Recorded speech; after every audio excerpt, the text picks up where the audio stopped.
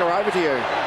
Yes, and a bit of pushing and shoving as the game started. And Luke Darcy is starting on the ground. We thought he was starting on interchange. That's a free kick, Peter.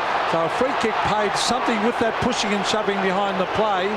Kutafeti's been shoved by Hudson. He's letting Kutafetis know that he... It's interesting. Did the ball get bounced? Because I don't think so. Paying it. Grant has gone short. I was just going to say there was pushing and shoving happening in about 4 parts of the ground, and that was the one that the umpire saw. Yeah. Darren Goldspink gave a free kick because Kutafetis pushed Chris Grant over the line. Should we suggest it's a Darren Goldspink free kick? Those controversial ones. I'll leave that one alone. So, Rowan Smith from just outside 50. He is a beautiful kick normally. It's drifting to the right. That's a free kick. And he has just missed it. Might be a free kick up here in the goal square. And we should reiterate, we're talking about a Darren Goldspink type free kick. Of course, he's not umpiring today, Darren Goldspink, but an umpire that I think we all think is quite happy to make the controversial decision. A free kick happened there. Silvani tipped over Chris Grant on the forward line. Well, a great camera shot of this now. He'll run around and have a left foot snap. That's good thinking by Grant. I think he's kicked it, bent it back too far and has just missed, but the thinking was right. Do you think it's Chris Grant's lucky day? He's got 2 free kicks in the first minute of play from just a little too severe opposition attention. Interesting, Craig Bradley going back to kick in to try and make the precise kick count. Well, he had 2 or 3 options there. Oh, playing on was Diulio. He's caught. That's holding the ball, surely. No. Broke the tackle, didn't he? As the kick, well, he did it finally. Here's Wine giving it further afield to Croft. They go forward again, the Bulldogs through Dent. Dent is looking for Hudson. Ramiro came in to lend a hand. Bradley deep in defence. He was sensational against the Crows last week in that brilliant victory. Here's Ratton giving it off. Now Dimartino. Oh, he was caught high. And Paul Dimartino will take this kick for the Bulldogs at half-forward. He plays on. He's gone out here wide to Darcy, who breaks the tackle onto his left. He bends it back with a brilliant-looking kick. Goal! A brilliant goal to Luke Darcy. Well, they have jumped out of the blocks, haven't they, Couchy? So far in this first couple of minutes of play, the ball has been in the Bulldogs' forward half. And it's been very, very tough in the clinches too, and there's been a lot of free kicks given, especially Carlton have given away 2 or 3 free kicks, and you see in that tackle there, Silvani's been hurt, and he's okay now. Not too often a Silvani tackle gets broken, as it was on that occasion. Just great aggression. Well, it'll take a fair bit to hurt Stephen Silvani. Here we are, we see just that high tackle for Dimartino. He played on quickly. I don't know whether it was a great percentage option, and really I thought Silvani probably should have actually made the tackle, but he missed it. Goal resulted. Great kick by Luke Darcy, left foot snap. Fantastic play early, and he was good in the second half last week. So top start, or crooked bounce by the umpire. Allen is here to Fraser Brown, who was also good against the Crows. Oh, that's high on Murphy. It'll come back to the centre of the ground. You can hear the roars of delight of the Carlton supporters. Justin Murphy, another of their strong midfield last week. He's normally a great kick. That's a 60-metre kick to the half-forward line. It's thumped by Matthew Dent, and he is going for the safety of the boundary line, and it's over at half-forward for Carlton. And one of the matchups was Scott West with Brett Ratton, both key players for either side, and it'll be interesting to see how they both go there today. And it's interesting, Silvani has picked up Croft, and Kutafetis has picked up Grant. So Croft came up to midfield with Silvani, and Grant playing pretty much one out across that half-forward line. So West with a quick hand pass around the boundary line. Diulio quite happy to see it roll over. Do you think Anthony Kutafetis will keep up with Chris Grant, though, Lee, with his great aerobic capacity, Chris Grant? Do you think Anthony Kutafetis is a hard runner himself? Well, I guess that's what they're going to prove. The last month, Kuta's been struggling a little bit, so they just put him on the opposition's best player and said, will you try and shut him out of the game? That's a pretty good basic starting point. The ball on centre wing, Darcy not able to pick it up. Ratton working hard, grabs it and belts it down towards the full forward line. The Flyers are there. Hamill was from behind. Oh, Alice was caught high by Whitnell. Not paid. Grabbed by Ronnie Diulio. The bounce important. Here's the goal coming up to Allen. He's missed. He had to kick that low, and he hurried the kick and missed. Interesting that Allen's bobbed up in the forward goal square. He actually did that well last week against Sean Wren and Scott Wine and Wren, similar types of players that you would think Allen is going to take the punt as much as possible to get in and play as something like a de facto full forward line player. That's exactly right, Lee. He's going to push forward at every occasion, and he kicked 3 goals last week against Sean Wren, who's a very, very good player, one of the top players. But Scotty Wine, when he's fit and ready to go, the Bulldogs generally play very, very well. Well, the legends stand at the back of Matthew Dent there. There's a shot of it. Well, probably a little bit more full than it's been in recent weeks. A pretty big crowd here. Of course, it costs a lot more to take a seat up there. Darcy has taken a mark. He's taking a punt, a dangerous punt. It's a bad kick. Whitnell to Diulio. It's going to cost the Bulldogs a goal. It does. It looked dangerous, Lee, right from the start. Well, inside out. If you're out to near the outside, go back into the centre corridor. It's a good attacking strategy, but if you lose possession, you know what's going to happen. The centre corridor forward attacking side is opened up, and I guess playing on from that half-back position back inside until you've had a chance to assess your options. Really, he's missed Wine by a good 10 metres. That was a poor kick out. It was an absolutely terrible turnover, Lee, and Lance Whitnell, who was very good last week, involved in that bit of play, handballing it off to Ron Doolio, and a great goal. Very unselfish play that by Whitnell. Could have turned round, had a ping himself, but did the team thing. So back we go to the centre with scores level. Wine did that very, very well. Hurried kick comes down the half-foot line, but Manton has taken it over to Silvani. That strong Carlton defence. A good kick too out to Allen. Allen gives it off to Sexton. Here come the Blues again. And Diulio having a terrific start to this game. Drives it low. Well, it ended up too high. It's bent around the corner. That is by Fraser Brown. Oh. Kicked in by Pearce for a goal. Tremendous play. Yes, they got forward, didn't they? The Carlton players. It was interesting. Craig Bradley has just bobbed up at full forward. It looks like Jose Ramiro is his direct opponent, and so Carlton have just popped Bradley into the full forward line position, one out against Ramiro. That's an interesting tactic. We'll observe that with interest, but the spoil was good, but good crumbing by Brown. It's a great kick by Brown too, to square the ball up into the full forward line, and great smart play by Pearce to use his feet, not grab it and take his time, and a great goal by Brad Pearce. So Carlton by 6 points, a good start to the Blues. They'll be full of confidence after their huge win. Well, not huge in terms of points scored. There's Ratton going forward again. Taken down here by Silvani. Diulio, a quick kick down towards the forward line. Another one coming up maybe to Camporelli. He's got it. Bends it back. It's another one to Carlton, their third. Well, terrific open forward play then by Carlton. It's almost a North Melbourne tactic, Couchy. Open up the forward line, kick it in and chase it hard. Push everybody forward, but it was great play. It was Adam White that gave off the handball. I think I said Silvani. I saw the long sleeves. But it was a great play by Matthew Allen to get the hard ball to Brett Ratton, and that's where in through the centre clearance there. Quick kick by Delulio, and look what happens. A bit of luck evolves. Scott Camporelli picks up the loose ball and goals. But it's great work in through the centre bounce there. Well, they're fired up, Carlton. They lead by 12 points. Let's see there. And they've certainly got the Bulldogs defence off the bit already. Crediuk's gone on to Bradley. Ramiro's gone on to White. So they're all over the shop at the moment. Allen and White. Allen won it with the left hand. Taken by Scott West. Bending it back towards the half-forward line. Hudson has taken the mark. A nice kick. Montgomery at the back. Ross just did enough to spoil him. The Blues pounce on it. Smith appealing for a free kick for holding the ball, but the umpire having none of that, he's going to bounce. And that'll be a great matchup. Dean Rice up against Montgomery, because they're both marking players, got good size and good strength upper body. It's right in front of the Bulldogs goal, and there are numbers back there. Allen stayed in front of the pack. Curley is there. Since we talk about forward structure, sorry to interrupt you, Pete, we've got a ball up on the goal square in Carlton's defence. There was, well, virtually no one forward of centre for Carlton at the moment. They just cleared out their forward half completely, and it's a tactic we see pretty often in league footy these days, of actually just virtually having no one in your forward line. Well, it's going to get harder and harder to be a forward. That's kicked by Curley off the ground for a goal. Brilliant goal. Great play by Todd Curley. Quick thinking under pressure. Pack around him. Quick boot to the ball and a goal. And great play by Todd Curley.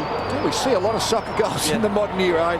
I sometimes wonder whether players have got a better percentage chance by trying to pick the ball up. Obviously, he didn't have a chance to pick the ball up then, but really the soccer skills are just fantastic. There he is, Todd Curley. He had a stint at Collingwood. And I think Craig Bradley might be going off with the blood rule as we await this centre bounce. Matthew Hogley. Well, there has been a lot of wrestling and scragging in the first 5 to 10 minutes of this game, so I'm not surprised somebody's... looks like he's got a blood nose. There's Barry Mitchell, the former Swans champion, down there in his role for the Blues on the boundary line. Justin Murphy being spoken checked to as by well. the umpire. Another one. Another blood rule. We might take a while to get this going because he's been blood ruled as well. See that little bit on his neck? Yeah, a little scratch. Gee, it doesn't take much, does it? Looks more like a love bite, doesn't it? There has been a lot of wrestling and scragging, and so there's going to be a few scratches and a light bleed there. A bit of Vaseline will do the trick, and he'll be back on again. Yes, and there's been a lot of talk this week, hasn't there? A young guy in the amateurs who's HIV positive, whether he can actually get permission or to keep playing. So I guess certainly it's been well documented the last couple of years. Any blood on a player, he has to leave the field, no matter how small. How would you feel about that, Lee? The bloke if you knew his HIV? Well, it is a difficult one, isn't it? I guess, as someone said, if we go again, let's go on with the play. So Simon Beaumont has come onto the ground. Here's Michael Martin, and he is very, very quick. And that is a magnificent kick on as he turned. He has found Brad Wirra way out on centre wing. Gives off a hand pass to Cameron. Cameron loves to kick on the left. Look at that bending kick. That is a terrific kick. All the markers dropped down there by Curley. Taken away by Franchina. To the half-forward line is Steve Prediuk, a good solid defender, has taken the mark. He's had a lot of hamstring trouble over the years, Prediuk, and today it's the sort of day could easily tear one too. Curley onto Craig Ellis. 2-on-1 here. Two Bulldogs. Almost a free kick given away. White did well. Franchino. All the umpires paid the free kick to Beaumont. Didn't travel far. Beaumont with that sweeping left foot of his finds D'Elio, who's getting plenty of touches. A chip kick. Oh, it's over the back. Hamill races back after it. Good coverage by Cameron, wasn't it? Yeah, Cameron did very, very well to Wirra. Wirra's caught. That might be holding the ball. It is. Well, isn't that one of those situations where the ball was play on? He's played the advantage. But yeah, I think he relaxed because he actually thought he was over the boundary line. The umpire will come and bounce it now. This is David Howlett, the umpire. Yeah, because as we know, the last couple of months, really early in the year, you didn't have to have the ball for long to be pinged holding the ball. But these days, you got to hang on to it for a fair margin. I thought he was over the line. Wasn't the finish, that's for sure. Now, that's a funny old hand pass. Socket off the ground. That was by D'Elio. Ellis ran past it. Whitnell. Oh, look at this kick. It just can't bend it round enough, and Matthew Dent is there. He just didn't think his way through then. No. Well, he actually, I guess he hasn't got eyes in the back of his head, but he could have just ran into the open goal. He certainly had the yard advantage. He just didn't quite take enough time to get balanced. 7 points Carlton lead by. Matthew Dent brings it in the half back and finds Cameron. He's a natural right footer, but he kicks on the right foot this time. This is Matthew Croft.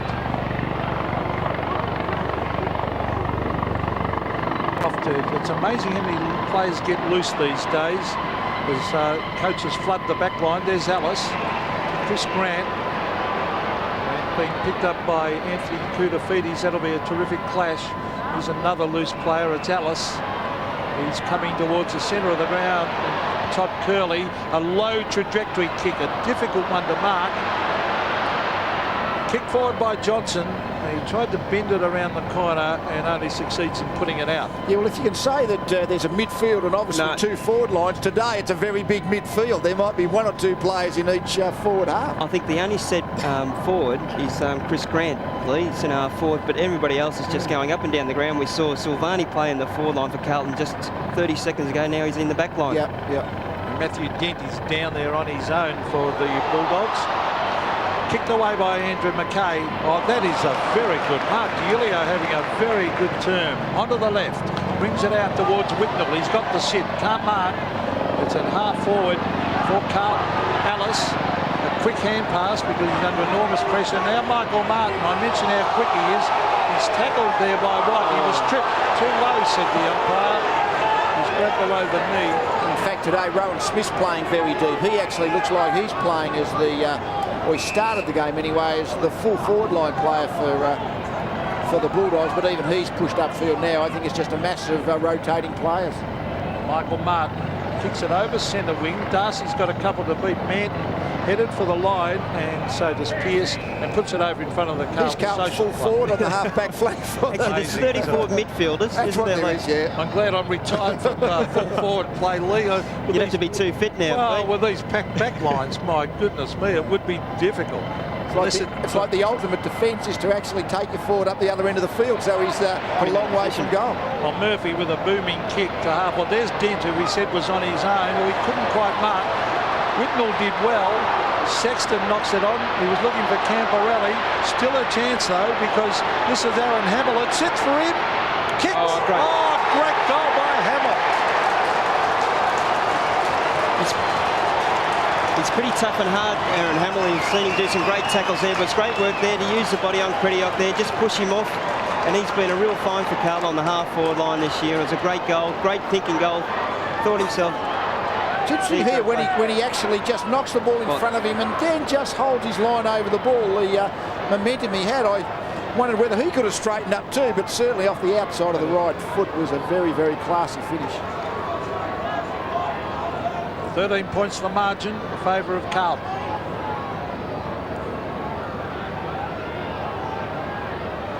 Again, it's Wind and Allen. Oh, Allen won it with that left hand. Wind actually doing the roving in the finish.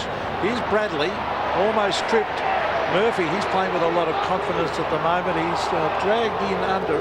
The ball was dragged in underneath him. But that was by an opposition player. So umpire Tim Shearer will bounce it.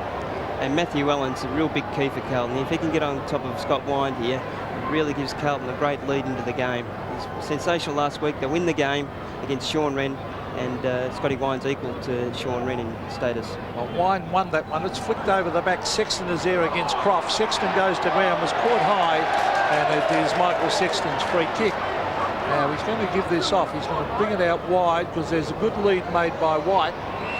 And Adam White has taken the mark. A good kick, a low trajectory one, finds Dean Rice. That's a nice mark out in front of his eyes. Rice, back he goes to Silvani. He's a rocket Gibraltar down there. And that's a good kick also by It is good play, isn't it? If you're going to try and get Allen to run Wind around, you've got to use him when he gets clear, as they did then.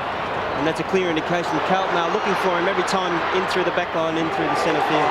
Manton, the Kuta feedies to Fraser Brown was champagne football, and Fraser Brown telling the umpire where the man on the mark should be. It was a nice kick, wasn't it? I saw Kuta play a month ago against Fremantle in Carlton, against Fremantle in Perth, and was almost sad. He really looked like a player who'd lost the urge to play. But I reckon he's on the way back, which is terrific news. It's good to get him to Fraser Brown kicks and misses. You were saying, Paul? I reckon it's good to give him a job and let him feel good about himself. Yeah. If he plays well, don't worry about getting a kick. Turn the roles around. Instead of being hunted all the time, let him be the hunter and let him look forward to the ball instead of having to turn around and go back down to the Carlton forward line. So Matthew Dent, that tough back. Oh, it's a wobbly one. Sexton was there to smother it. Dimartino takes it over the line. But some good signs for Carlton. It's in just outside their 50-metre area. They've been very aggressive. The tackling and hard work in and under has been a key for Carlton the last 3 weeks, and they continue today. And I was a bit worried about the Bullies today. I reckon Carlton will just about win it this game. I think it's an equal match, even though the ladder doesn't say so. Michael Martin gives it off to Darcy. Good hand pass out in front of Johnson. Murphy's there. Still Johnson. He gives it off to West. West, a little chip pass. Curley, a big chance here for the Bulldogs. Curley gives it back to West. This is good. Oh, an ordinary kick that misses the target, didn't he? Yeah. Makes an enormous difference if you can pinpoint those passes. Manton dives in there with enormous determination. The umpire will bounce again. Yeah, just a skill level thing, wasn't it? Then Hudson was on his own. The kick went over his head. Otherwise, it only had to be an unpressured kick. Hudson's having a set shot from 30 metres. Last week, the Bulldogs wouldn't have missed their target. It's just the pressure of Carlton just putting him off the game at the moment, Lee, I believe. So Wine giving it off towards Grant, and we just saw a shot of James Cook coming onto the ground with that bleached blonde hair of his. It is bleached blonde, isn't it? There's no doubt about that. That's no understatement. Looks like a sheepdog. So 35 metres around from the Bulldogs' goal. Allen caught at the back, tried to flick it with the right hand, sock it off the ground by Johnson. Curley to Montgomery. Here's a goal coming up. Yes, good play.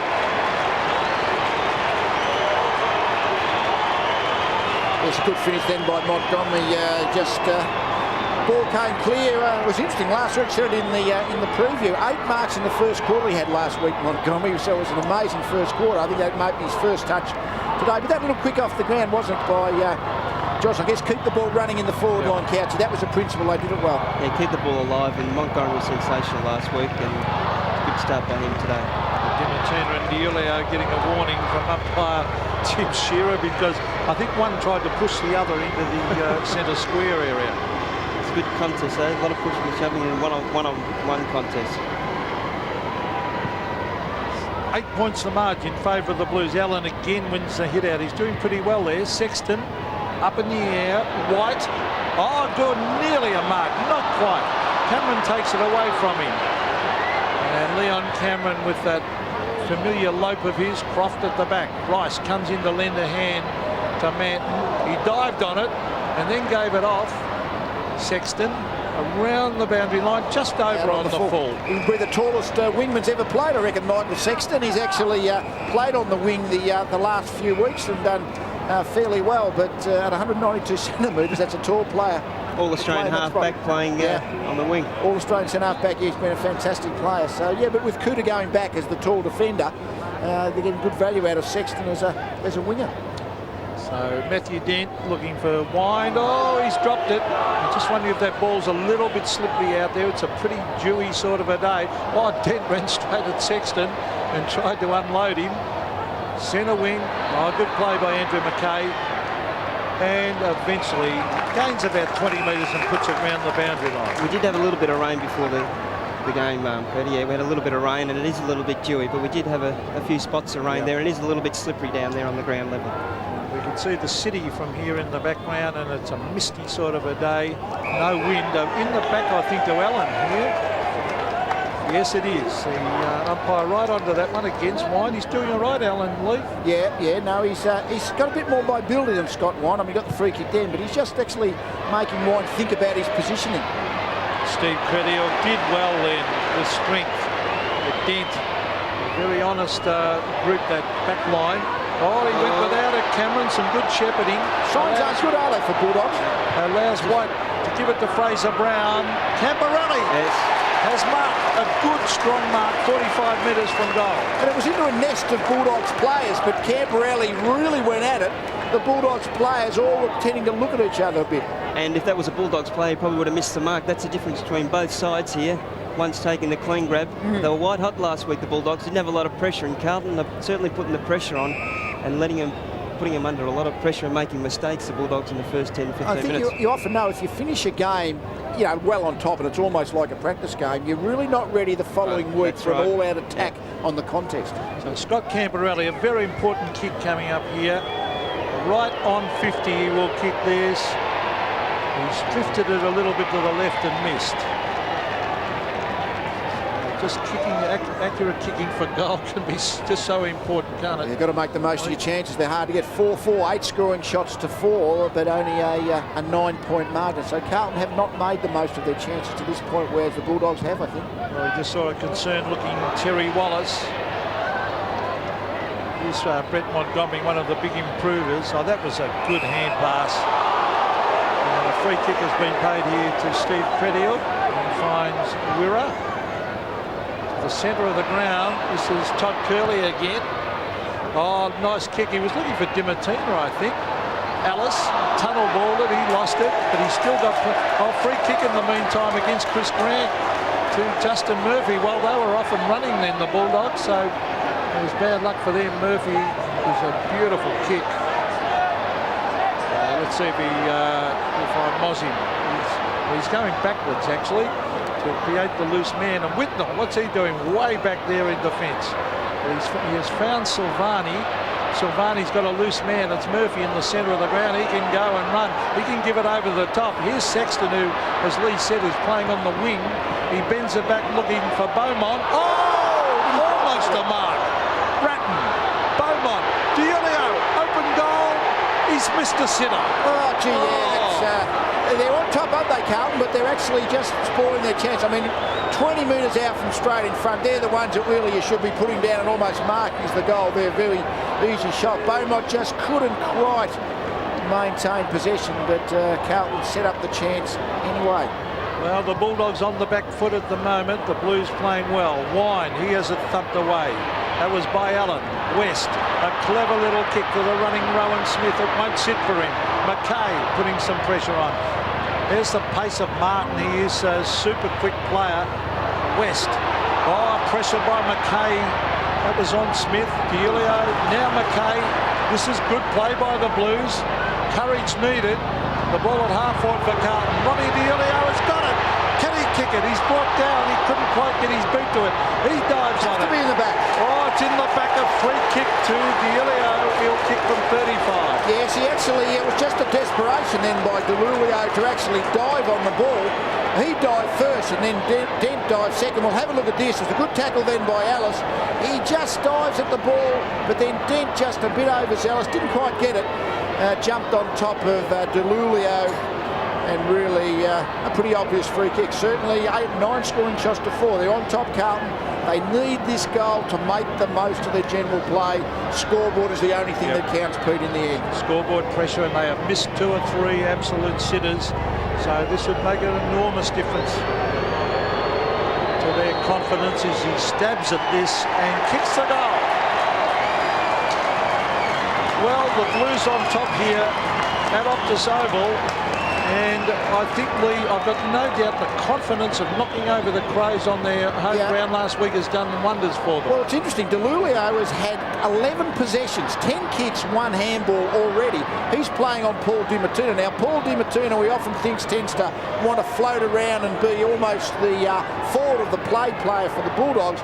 At the moment, Delulio is getting the ball on him plenty of times. Well, some people, it would be a bit of a turn-up, although a few scribes felt coming to this game they were a big chance. The Bulldogs can fight back, though. Ratton's got the kick, but Bulldogs have often looked down, but they are a side that comes back. They can. They're a good team, no doubt about that, but certainly in this early part of the game, they are right on the back foot. Well, Ratton is looking for McKay out here at half forward. The umpire said some shepherding. He paid a shepherd to Mackay when I thought he was going to actually pay in the back because Mackay seemed to jump very early. But it could easily have gone the other way, I think. Well, I guess when you're playing well, you tend to get those half free kicks as well. Oh, Mackay, a beautiful kick, and Carlton's kicking their actual passing of the ball. This one was to Beaumont, was outstanding at the moment. The fact is they're winning the ball. The centre square clearances, sure are well Carlton's way, and basically they are maintaining possession, but first and foremost they're getting it first. Simon Beaumont, a left footer from 35 metres directly in front, and he has kicked another goal for the Blues. Yes, well, you do start to get a situation where a now 3-goal 4 margin. Bulldogs all of a sudden, this is just a bitty uncomfortable margin. They're going to have to try and turn this round. Good game of football, a game where the Navy Blues, the home side, are really making life very uncomfortable for their co-tenant. Simon Beaumont being picked up by Dent. So the centre bounce, vitally important. Darcy is now in there. Fraser Brown crashes his way through. Here's Bradley. The ball over the back. Oh, Brown again. He's caught holding the ball. He's pinged red hot. And Simon Garlick is actually being put out onto Ron Delulio now because just getting too much of the ball. So Matthew Dent is looking for an option, and he's found it in Ramiro. Jose Ramiro. Haven't seen a lot of him as yet. They really need to settle here, Carl. And there's a Koutafidis Grant pushing and shoving in the centre square as well. Well, Croft and Silvani. That's a tough ask for Matthew Croft. He's a good, honest player, but Silvani wears him like a glove. The kick off the ground was by Johnson. Here's Glenn Manton. Now it's Scott Camporelli to half forward. Whitnell at the back. Disciplined play by young Whitnell. He's got White. That's a free kick to White. He knocked it on, then was great. Good play. He knew he was going to be tackled, so he didn't take possession, hit it into space. Oh, look at this kicking by Carlton. This is as good a field kicking I've seen for ages. Pearce receiving from Whitnell, and Pearce out goes. Bang! Is it a goal? Touch right on the line by Dent. Good shepherding contest, was it? Beaumont, you would have thought maybe would have been able to push back harder into Dent to push him back over the goal line, but Dent held his position, drew the behind. Great play by Matthew Dent, but it was great play by Lance Whitnell to take two bullies out of that contest just before Lee and set the play up for White. Cameron, Ramiro, centre wing, Samani and Croft. Look at that use of the body, Samani. Croft will end up, no, just a little fumble because Whitnell came in the lender hand. Centre wing, this is a very impressive first term by the Blues. 6-6, 12 scoring shots to 4. So that's how far they've dominated this game. It should be further in front. Darcy and Whitnell. Darcy did well. Cameron, they could do with a goal before quarter time. They've got a big chance too because Dimartina's got it. He bends it back. It's not a good kick. He's kicked it straight to Rice. And Rice brings it out to Silvani at half-back.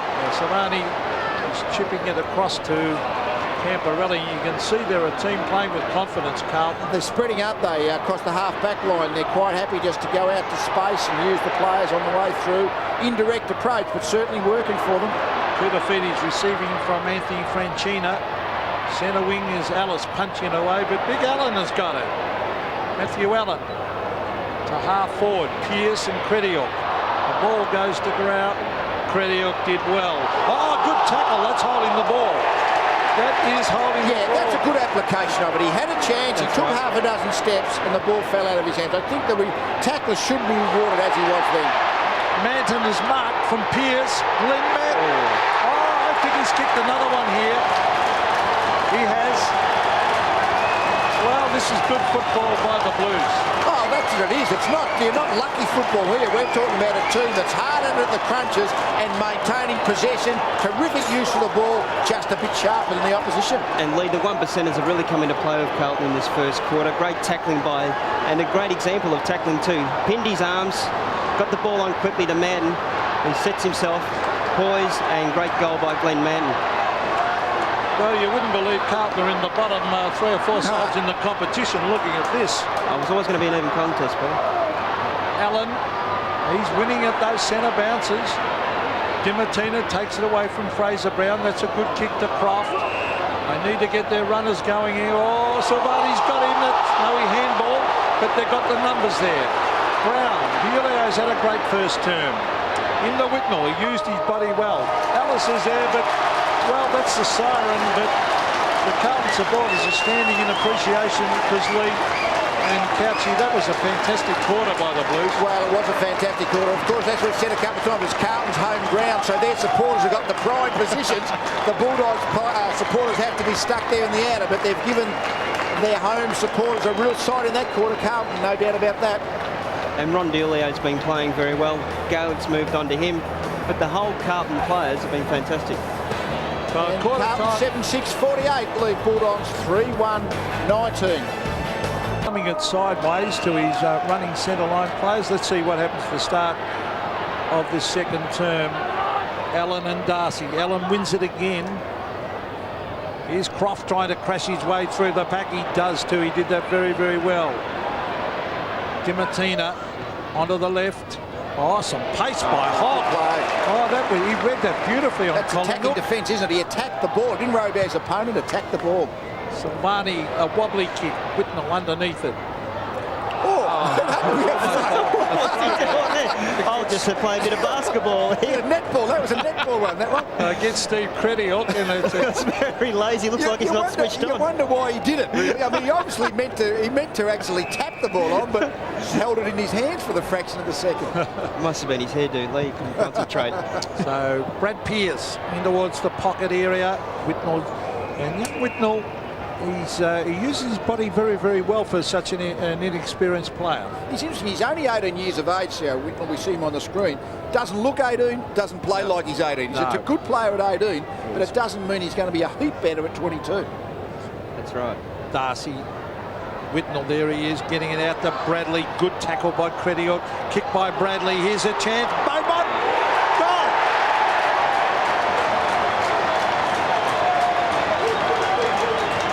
Well, it's continued on as it started in the first quarter, hasn't it? And all of a sudden, there's sort of the margin. We're out now to 5 goals, 5 behinds, a 35-point margin. So it's still retrievable by the Bulldogs, but you get to 7 or 8 goals, then the game is probably gone, Couchy. Yeah, it was quick thinking by Bradley, though, to get the ball to Beaumont. Great left foot snap. But Western Bulldogs need to get out of the centre here now.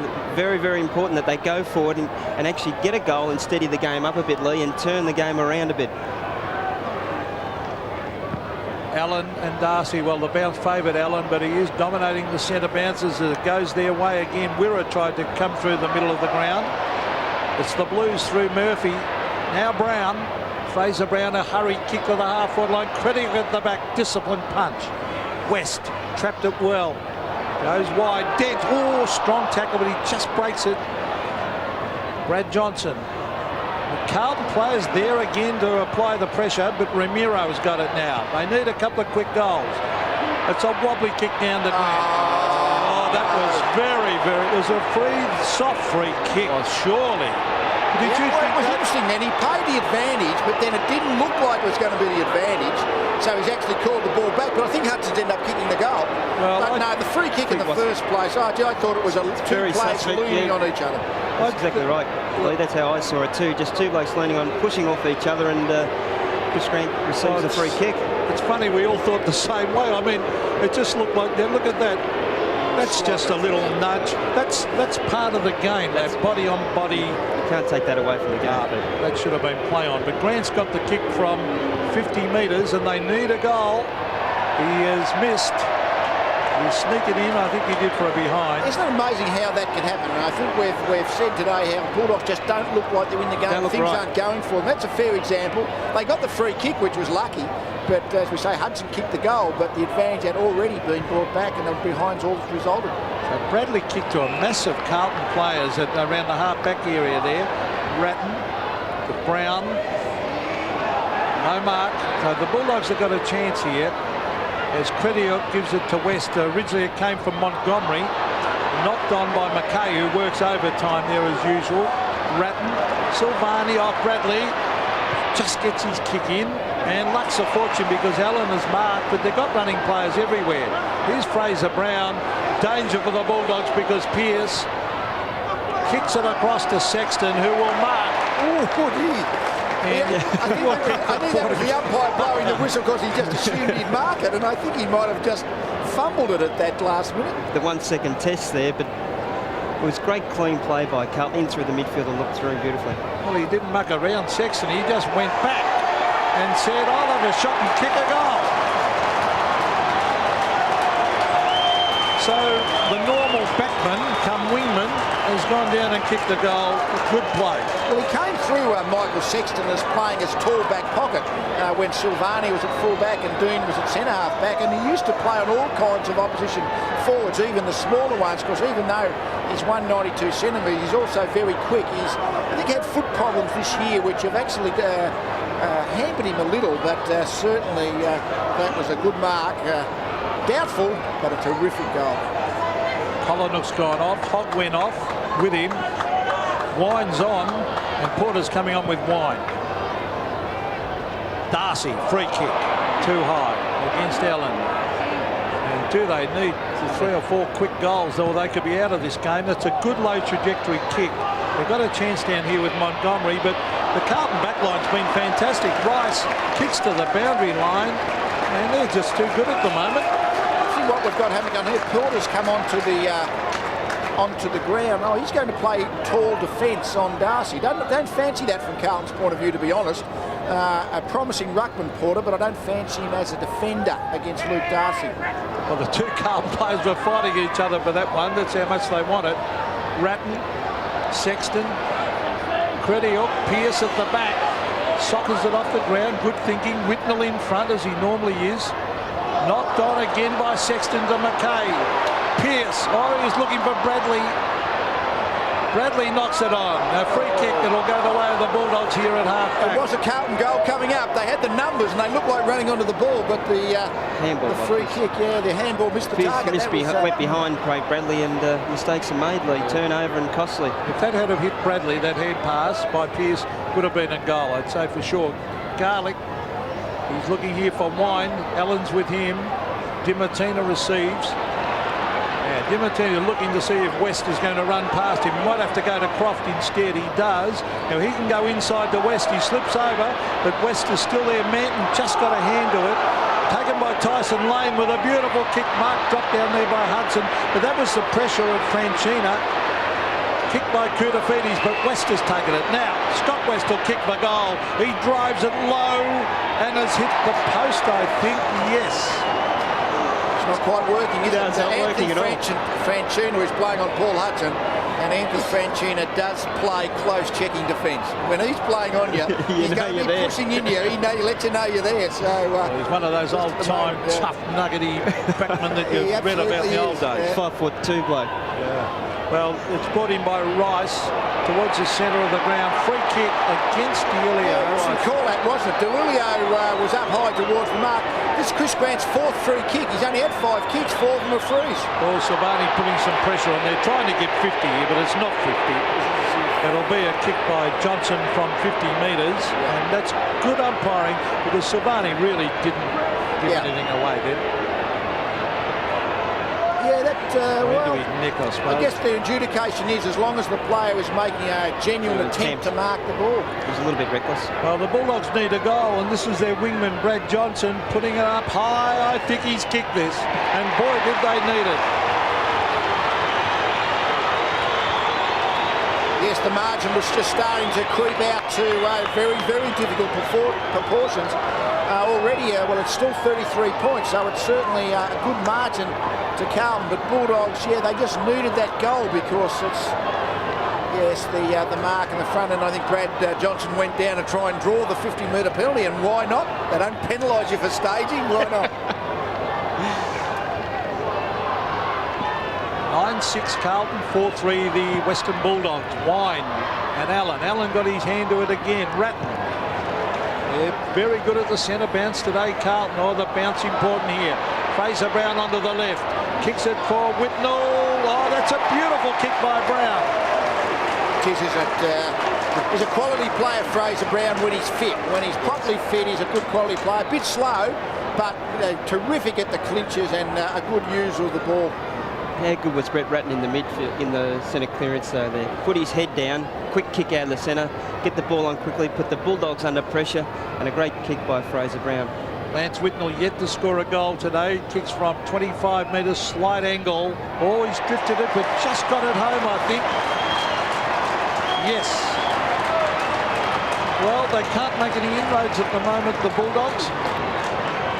No, I must say, a 39-point margin. There's not too many games that are actually won from being that kind of margin behind, even be it only early in the game. Long way to go. We're not even halfway through the second quarter, but yeah, Carlton are going to be hard to run. Interesting, Sexton's gone back now to play defence on Darcy. Carlton winning the midfield battles. Let's see what happens this time. Wine actually got the hit out, but Allen's going to rove it. Oh, boy, everything going their way, but it's through good football. No luck. Punches away by Rowan Smith, taken by Bradley. He brings it in towards half forward. That's a nice mark by Craig Ellis, floating across the pack. Plays on. Oh, good smother on Curley. Socket off the ground by Lance Whitnell, and maybe he could have picked it up. But well, I'll say it again. We see some terrific soccer goals, but I still think if you can pick the ball up, you've got a much better control than trying to soccer an oval-shaped ball. Especially when there's a one-on-one contest. And awareness has got to come into it, Lee, doesn't it? Yeah. Take your time, relax, pick the ball up and goal. Brad Johnson, he's spotted a teammate out wide. It's Brad Wirra.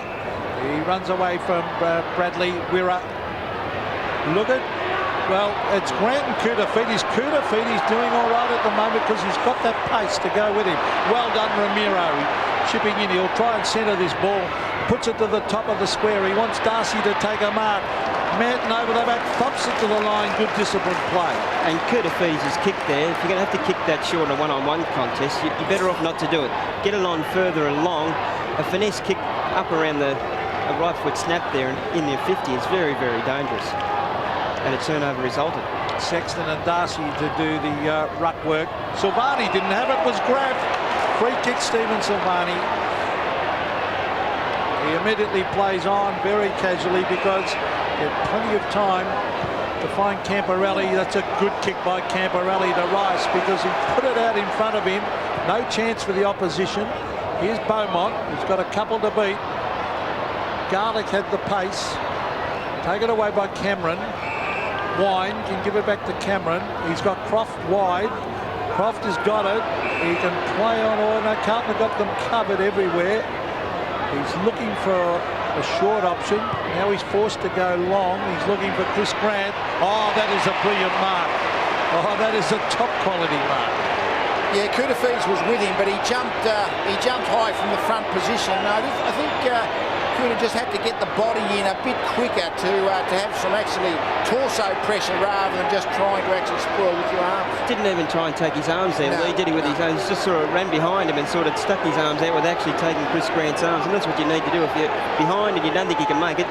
Take his arms away. I guess he was just a little bit. I mean, he's a tall man, Chris Grant, and when you jump from the front position, as you say, you can't reach the ball. It's a matter of whether you can actually knock an arm out of it.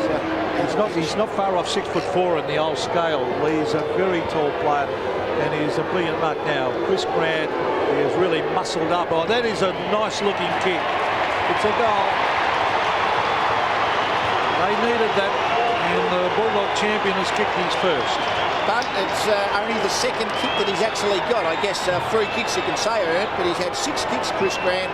Kicked 1 goal too, admittedly, but he's had 4 free kicks in that and 2 marks. So certainly at this point, I think Carlton will be pretty happy that Koutafidis has prevented the main gun forward from Bulldogs from dominating the game. Actually, that went on Chris Grant's left side there, and Anthony Koutafidis tried to punch on his right side. He's only punched his right shoulder. Instead, he should come with the left and try to punch across his left-hand side where the ball is actually going. Emergency umpire out having a word to Jose Ramirez. 34 points the margin. I wouldn't write off the Bulldogs just yet. They do have a habit of charging home when you think they're not playing all that well. West. Taken away by Camporelli. Good play by McKay to get it to him, and that's a good lead by Whitnell. He's got good hands, hasn't he? Yeah, he's a very athletic defender, is Alice, and he got on the lead, Whitnell, so he wasn't going to get a long way clear of Alice, but he was just, his hands were good enough under pressure to take control of the ball. And Lee, the thing I like about him, as a forward, he is always in front. Yep. And tries to get that front posse. There's the kick. He is bending it back. That is a beautiful kick for a goal. Lance Whitnell has kicked his second. Well, they're starting to answer the challenge a little bit, aren't they, Carlton? I mean, Bulldogs have started to look a little bit better. They've got a couple of goals, but every time they have, immediately, the Carlton team have gone back and scored again. Great kick by Scott Camporelli, but he's just got a bit of spunk about him, this kid, Lance Whitnell. He's got a fair bit of grunt about him, and when his eye's fixed on the ball, he's got steely hands there and just wants to take the mark, and that's the big thing. The want and the aggression to go out there, put your arms out and take the mark. Well, back we go to the middle. Wine and Allen. Allen got his hands to it again, taken by Dimartino, who ducked the head and got the free kick. Advantage paid to Ramiro. Grant again. Oh, yes! Great mark. It looked as though he was out of the contest. And yes, went the head. Yeah, well, I think Koutafidis slipped at the last moment, I think, but nevertheless, that made it more difficult for him. But Grant, that is a pressured mark. Players who can take those one-on-one marks, 50-50s, in the forward 50 are absolutely worth their weight in gold. Well, the greatest example of that would be Wayne Carey. When North need a player to win the game for him, they kick it to him one-on-one and he wins it for them time and time again. So can this guy. Chris Grant kicking for his second. It looks good. He's goal. Well, we have just got a bit of a goal-for-goal situation happening at the moment, but of course Carlton had a 6-goal lead, so the Bulldogs are going to have to do a much better than goal-for-goal. Just see what happens now. Can they get a second consecutive goal and start putting the pressure back on Carlton, or can Carlton answer yet again? Well, they just need to get within about 3 goals, don't they? Yeah, and really put the pressure give back. themselves a sniff. You can see the height advantage there in that 2-shot of Grant over Koutafidis. Not playing a free kick there. They go forward again through Ramiro. They're almost high. Taken away by Johnson. Johnson for goal. and maybe the Bulldogs are coming home back at Carlton. Well, they do flow forward. I think the critical part of that is they got the centre bounce clearance. They got the last couple of centre bounce clearances. Earlier in the game, Carlton was dominating that area. And if they can get the ball running through half forward, Couchy, they have plenty of guys flowing through with the ball. Look at Johnson.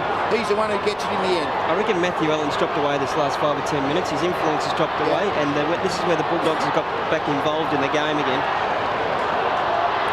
Well, we mentioned earlier that the Bulldogs can look down and out and they will fight, and they're starting now. Wine and Allen. Wine grabs it, gives it to Johnson, so they've got it out again. Over the back is Montgomery. Silvani races and swoops onto it, heads it out wide towards the boundary line. Steve Collinwood and Glenn Manton. Manton, handballs. How will the umpire see that? He's calling play on, and eventually the ball rolls over the line. It's interesting. Silvani is now picking up Grant. I just wonder now, Koutafidis is on Croft, so it's just they've changed their defensive matchups. Well, Koutafidis struggles body on body. He doesn't know how to use his body. He's a very big bloke, but he struggles with body on body pressure, and I think it's a good change there to take him out of full back, because I feel he'd be better off out at centre half back. Yeah. Murphy has taken a very good mark there. Ratton, Bradley. They look good when Bradley runs forward like that, the little chip kick in towards half forward. He was looking for Andrew McKay. He works very hard, McKay, still going. Gets in a hand pass to Ratton. Ratton drives it in towards full forward. Whitnall! Oh, he's a good player. He's kicked another one.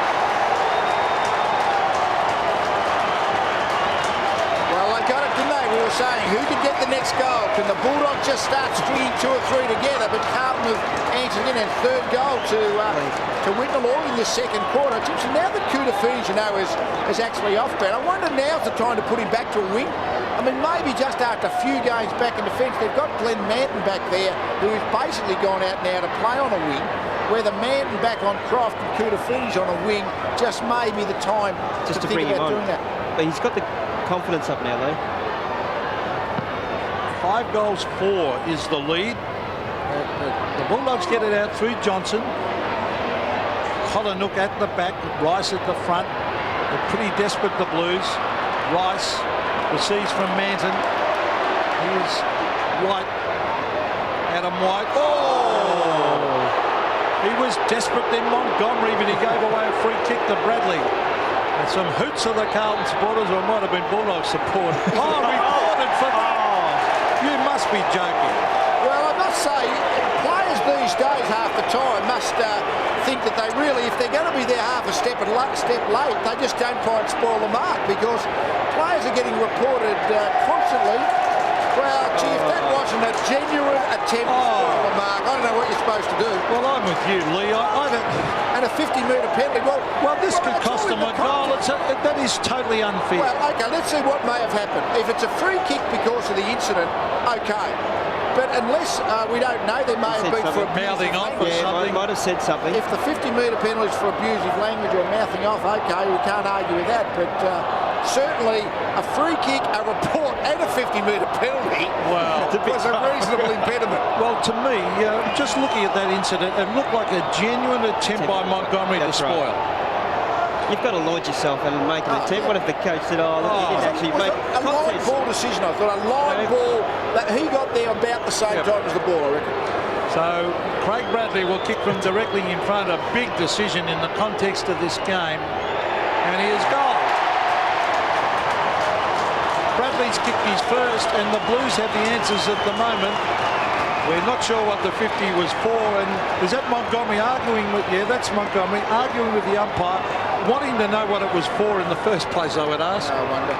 He certainly doesn't miss too many, Craig Bradley. I reckon you're going to give it the ball to a player 30 metres out. You want him to get it. Yeah, Craig Bradley's as good as any, I reckon. Scott West on screen with Craig Bradley. What a champion player he's been for the Blues over many, many years. The vital centre bounce again. Murphy trying to come through the middle. Wind to Johnson, to Ramiro. He kicks it to the square. The bounce important. It bounces through for a goal. Great goal, Jose. Well, they play free-flowing football, Bulldogs. I reckon they get involved in that kind of game, and usually they score better than their opposition. But here we are, getting towards the end of the second quarter. Carlton have already kicked 13 goals, and the Bulldogs have now kicked 8, which is a good score in itself, but still they're a long way behind. They do play a very offensive brand of football. And Luke Darcy let out, and Romero took his time, had a look and goal. There's Jose encouraging his teammates. Been an enormous player for the Bulldogs. Being cleared by North Melbourne. Porter did well then to tap at the Ratton. McKay underneath it, gets a cruel bounce. Wirra. Oh, look, the Carlton players came from everywhere. Rowan Smith's been very quiet. There's Cameron. Look at the Carlton players swooping. Camporelli, the bounce. Oh, the bounce. He just didn't quite balance. But wouldn't that have been a morale-boosting goal to dispossess the Bulldogs on the half-back line? Because really they had control, but the Carlton pressure forced them into error. Terry Wallace, worried-looking Terry Wallace, looking on Phil Malin, a former Carlton and Bulldog player at the back. There's Wine, no mark, taken by West. West is bringing it back towards the... oh, look, they stood and looked at it, the Bulldogs players. Camporelli to Murphy. Beautiful kick. Andrew McKay can kick a goal. No, it might be a little bit too far out because he's looking for the short one. Well, he's going to be kicking from 45 metres. I think he'll kick the distance, but it's a nasty pocket, that one. He's actually going to centre it. He didn't look as though he was going to go for it. Oh, the Flyers are there. White latches onto it. Smothered, a magnificent smother. West, it might have been tripped, he was. And Scott West will take this kick at half back.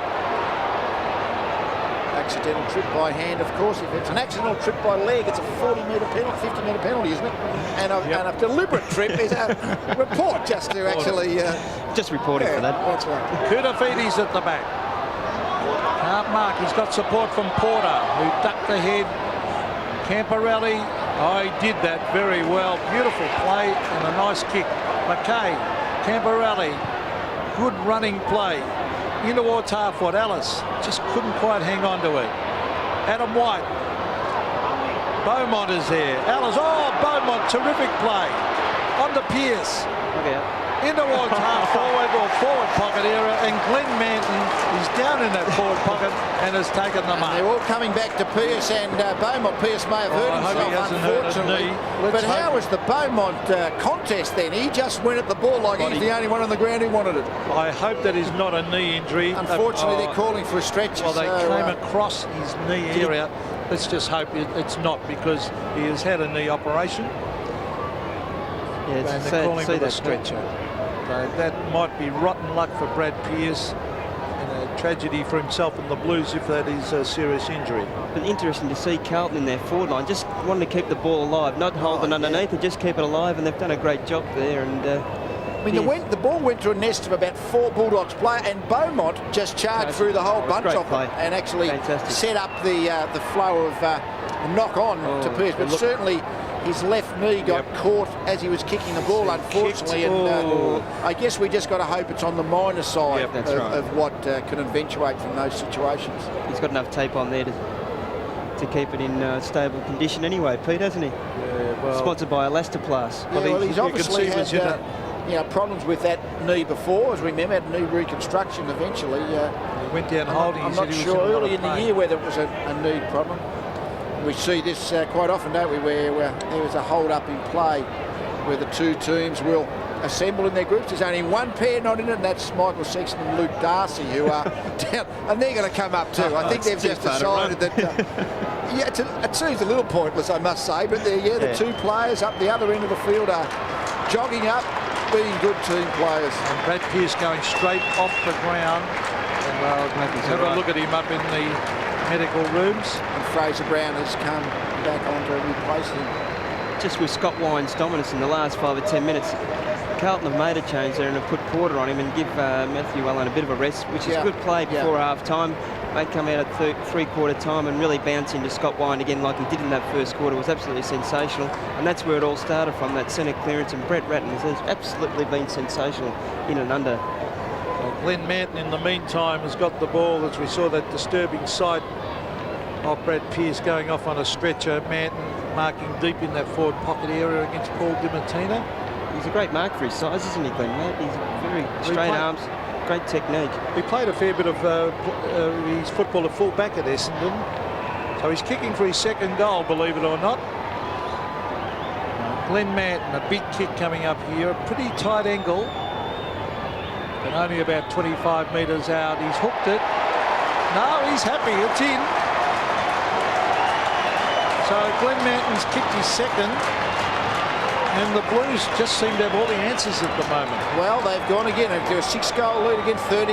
What are we talking now? 41 points now, I think, isn't it? 6 goals, 5 behind. So that's a very decent margin as we approach the half-time break. Do you think they're out of it now, Lee, Western Bulldogs? I don't think so, because they're such a high-scoring team. This is a big margin they've got to overtake, but they can score goals quickly.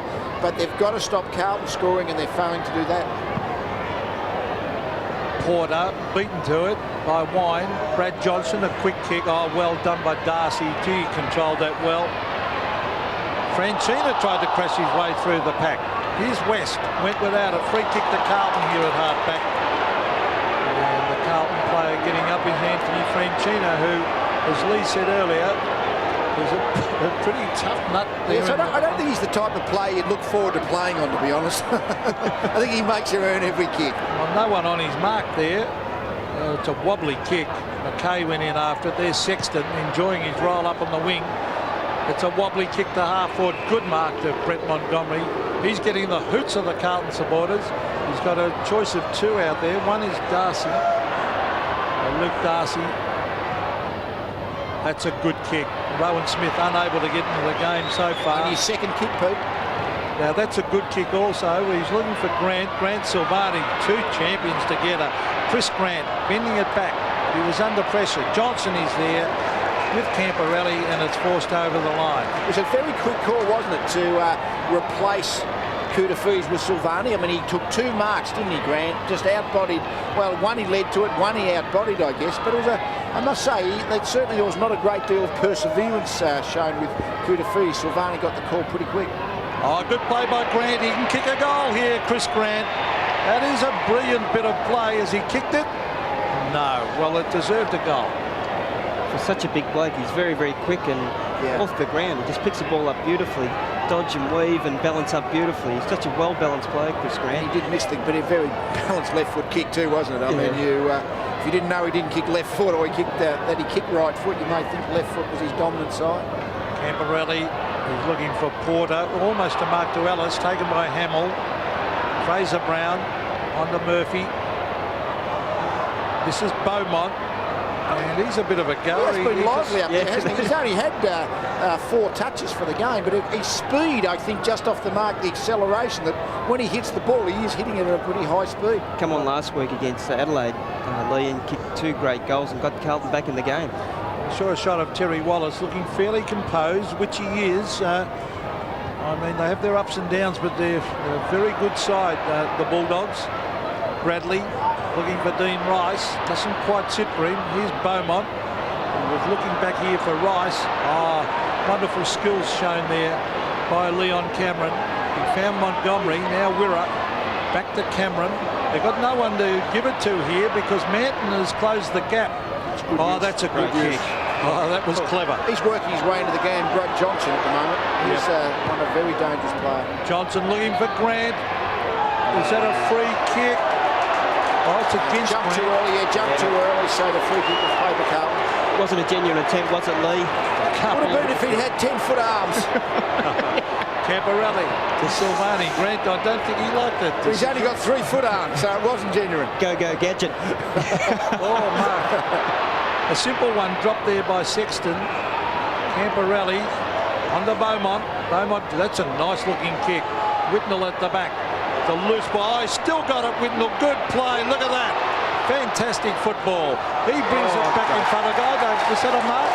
Or was it a half volley? He's paid the mark. Well, he's paid the mark, and that's all that counts. The Bulldogs players aren't so sure. But Whitnell just, again, the ability to weave his way through a couple of Bulldogs defenders. I would think Terry Wallace would be most concerned about the tackling pressure of his team today. They are allowing that Carlton player to get clear too often. It's a great player to think on his feet too, Lee.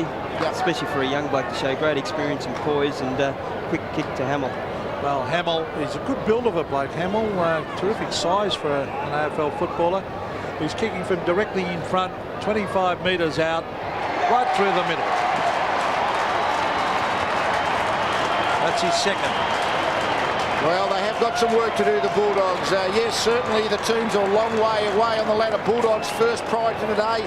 Carlton 14th with only 5 wins. Bulldogs with 12, but the game is not going according to what has happened earlier in the season. Today, the Carlton side is looking like they could be the top side, and the Bulldogs could be down in 14th place. Well, we saw the replay. It was a definite mark, all right.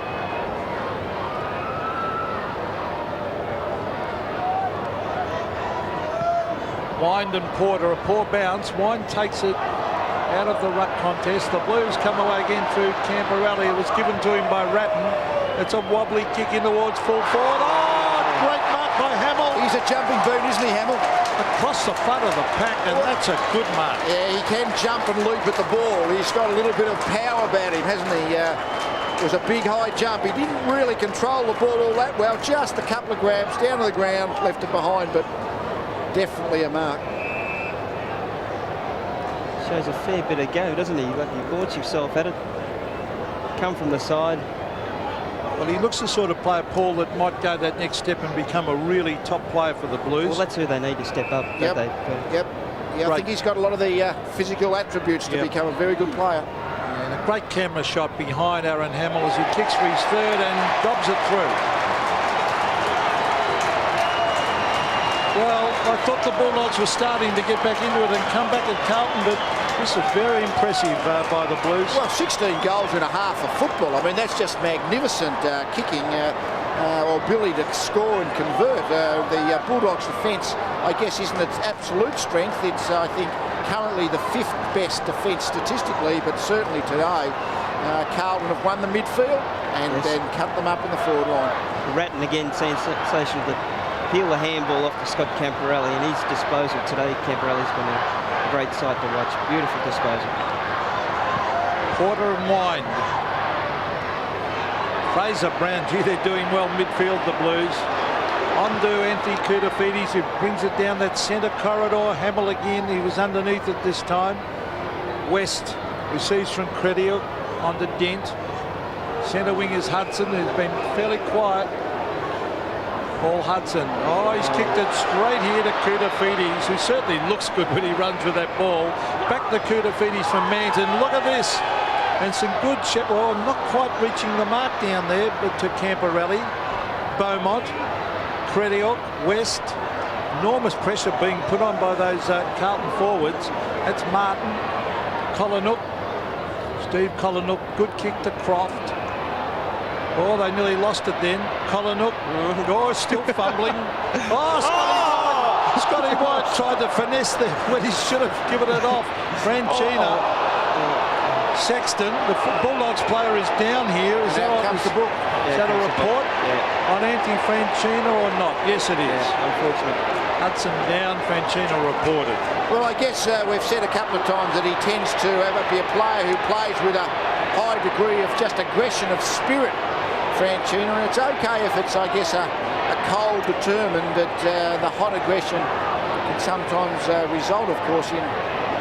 Is that a 50 Lee now? Well, I'm not sure what's happening at the moment. Yep. Certainly not... Yeah, it is now a 50, but I think it was the second incident. I don't think it was against Franchina, the 50. Oh, he's just sort of protecting himself and copped Hudson across the head. Just sort of. Well, it's a clear view. Whatever we say makes no difference. The tribunal are going to look at it. The tribunal will decide. A very clear look. Paul Hudson will kick from 15 metres directly in front. And to say the Bulldogs need a goal is the understatement of the century. He's been very quiet today, Paul Hudson. The Carlton defence has been excellent. Hudson directly in front for his first, and he has kicked it. Well, it's a high-scoring quarter, no doubt about that.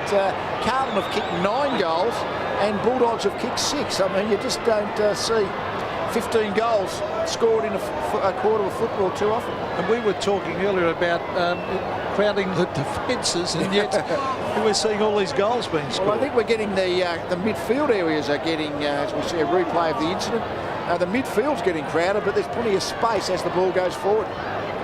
Well, I don't think that incident was as bad as what it actually looked like. Well, a fend-off, similar incident against Todd Viney last week, and Todd Viney got cleared. Yeah, very similar actually.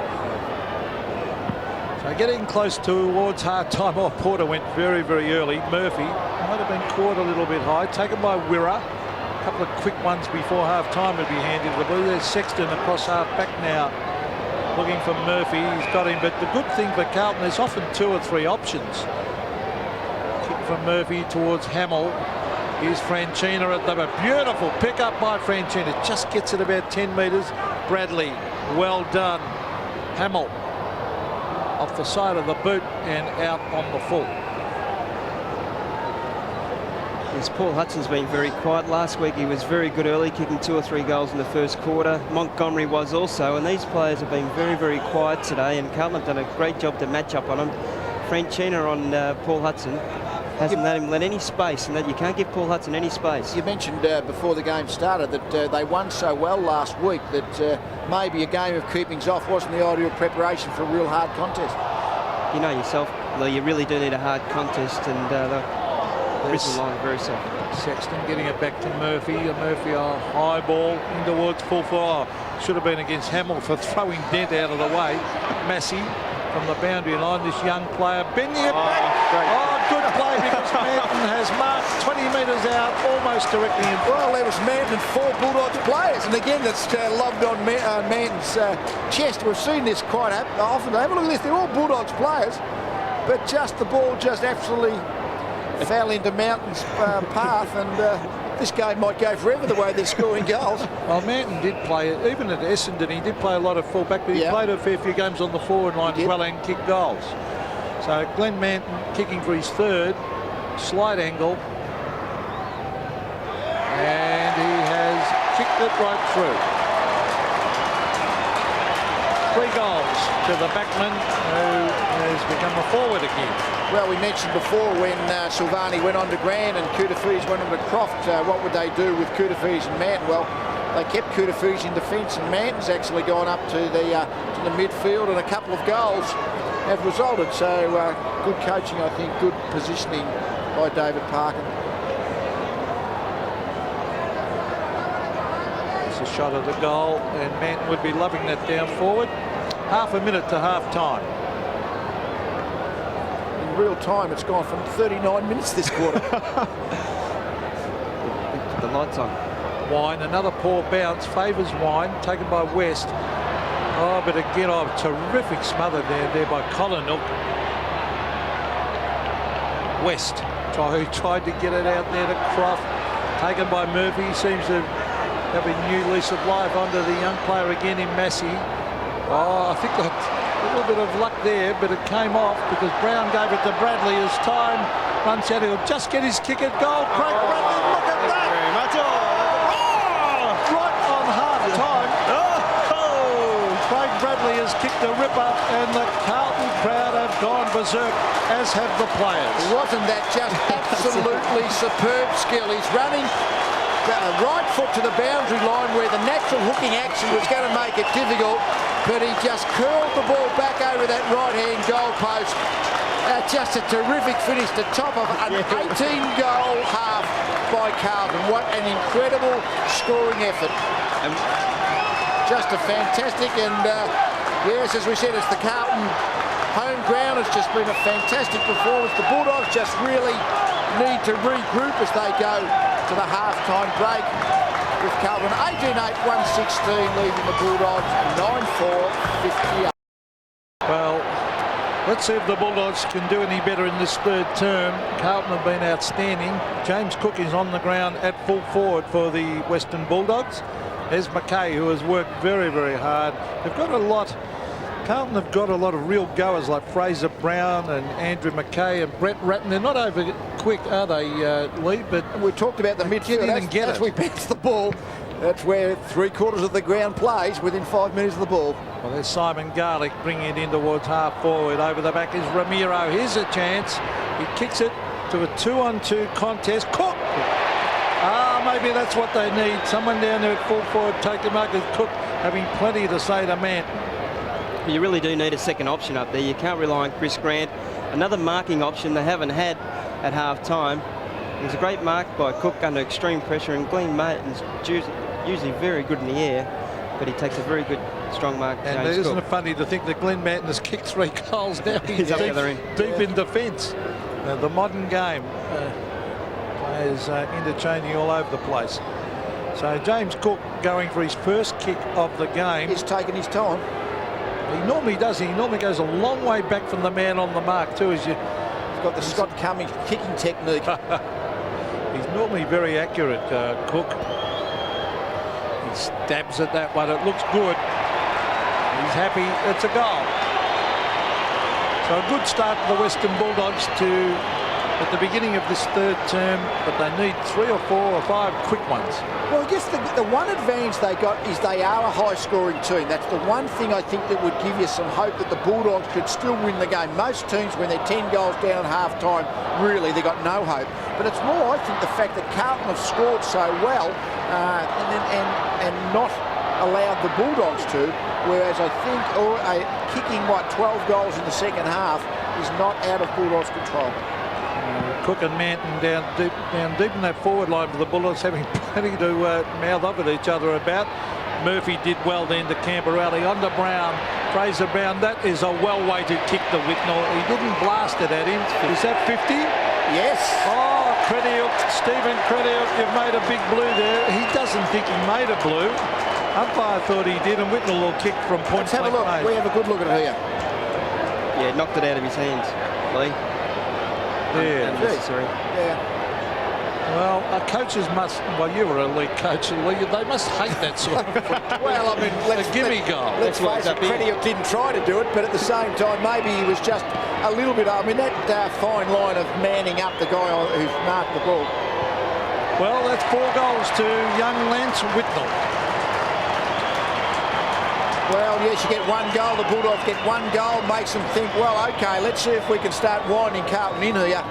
And then a mark 60 metres out from goal ends up with a 50-metre penalty, a set shot from the end of the 10-metre square. And let's have a look at this all the way through. He's got the ball there. Gee, no, that's a bit rough. I think he was pretty unlucky. I think he thought Whitnall was going to handball, and he sort of was just covering that side of the ground. Yeah. He was a little bit unlucky when you look at it. 50. You think so? Yeah, it was 50, definitely. Yeah, it was too long. That's what umpiring's all about, interpretation and judgment. That's exactly right. It should have been 1. Oh, poor bounce by the umpire, but it favours Allen. Bulldogs through Dimatina, now Ramiro. Jose in towards half forward. No mark to Darcy. Here's Martin, who's very quick. Manton, his arms were pinned. Good umpiring to let it go. Kutafiti did very well to Brown. Julio. Sexton. Good running play from the defenders. He's kicked to a pack though, and floating across the front is Curley to take the mark. Now Curley. Oh, Montgomery almost collided with Garlick. So Brett Montgomery looks up the ground. Grant is covered. Kutafiti's back on Grant. Wine gets himself into that hole between them and takes an easy mark. It's an interesting move, that, isn't it? That in fact Silvani's gone back onto Cook and Kutafiti's now on Grant again. So yeah, just an interesting way that David Parkin wants his matchups to be back there. Mondiulio has marked deep in defence. Centre wing, Montgomery's going to set himself. Whitnall, he's got them. Whitnall's the only one who really went for that mark. Here's Murphy.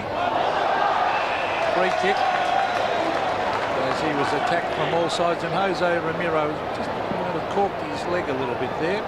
He's been very quiet today, Peter, too, Jose. He hasn't had a lot of influence on the game. Sexton to half forward. Could have been a free kick there to Allen. High tackle, yeah. If Matthew Allen keeps this dominance going, I can't see the Bullies getting up. Kick in towards half forward. Montgomery across the front. Here's Andrew McKay. Thrown off the ball. Dent was heading for the boundary line. It's still in. This is Beaumont, and he is a left footer. He elects to hand pass instead. McKay. After him is Rowan Smith, who's been very quiet. Rice. Manton. Back to McKay. Oh, good play by Andrew McKay. Whitnall. I think he's kicked another one. He's kicked his fifth. Tremendous football.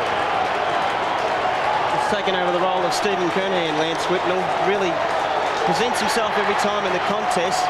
It was a great play again, just steady through a crowded pack there, Bulldogs around him, and just steady, have nice presence about him, and just kicks a great goal there. They just maintained possession under pressure, didn't they? There was, again, tackles missed. Crediuk went across the front of Mackay, missed the tackle, but certainly good finish by Whitnall. Scoreboard keeps ticking over for Carlton. Top quality display at centre half forward this by Lance Whitnall. Allen again taps it, taken by Ramiro, couldn't get his boot to it. Ratton. Now Grant. Chris Grant trying, thrown off the ball. Free kick to Grant against Koutafidis. Because Chris Grant didn't have the ball. Now, did he start in the centre square? Yeah, would you move him into on the ball and give him a run around there to create some options and play him in the ruck, get some mobility around the ground? Yeah, he's chipped it across here to Matthew Dent. Dent. Oh, they've lost it. Easy marked up there by Allen. Now Dimatina can run almost inside 50, and he kicks it up to the top of the square.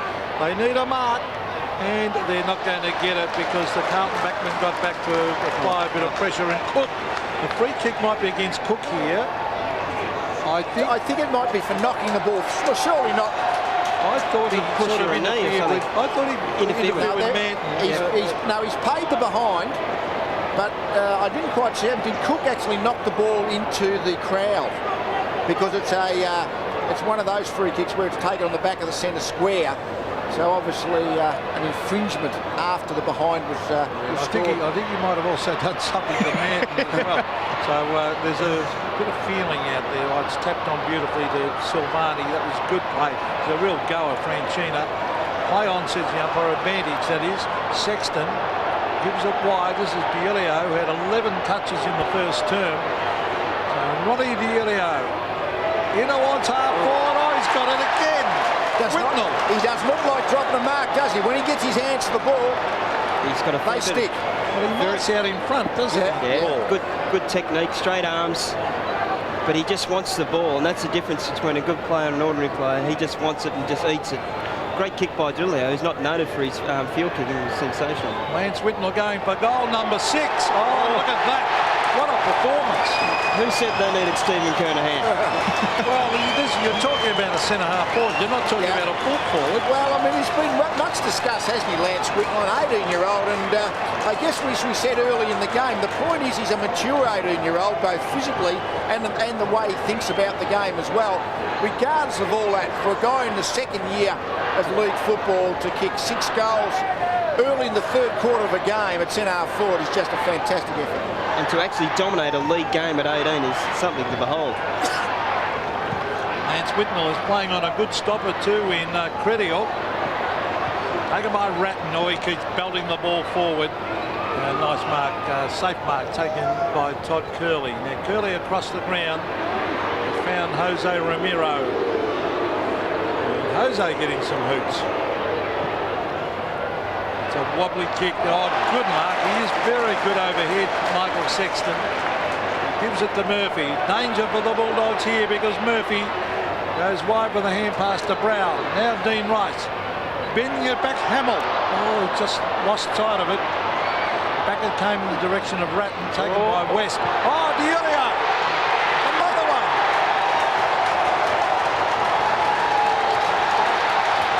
Well, they're even intercepting and kicking goals now, the Blues. Is this their day? Well, I reckon if you're Carlton supporter, you'll go and buy this tape because even in their premiership years, I doubt whether they've had a game where they've kicked 22 goals to this stage just after half-time. And at the moment, they can do no wrong. The tackling's good. If they have a shot for goal, they're kicking them. just at the moment they are making the Bulldogs look like a very poor team.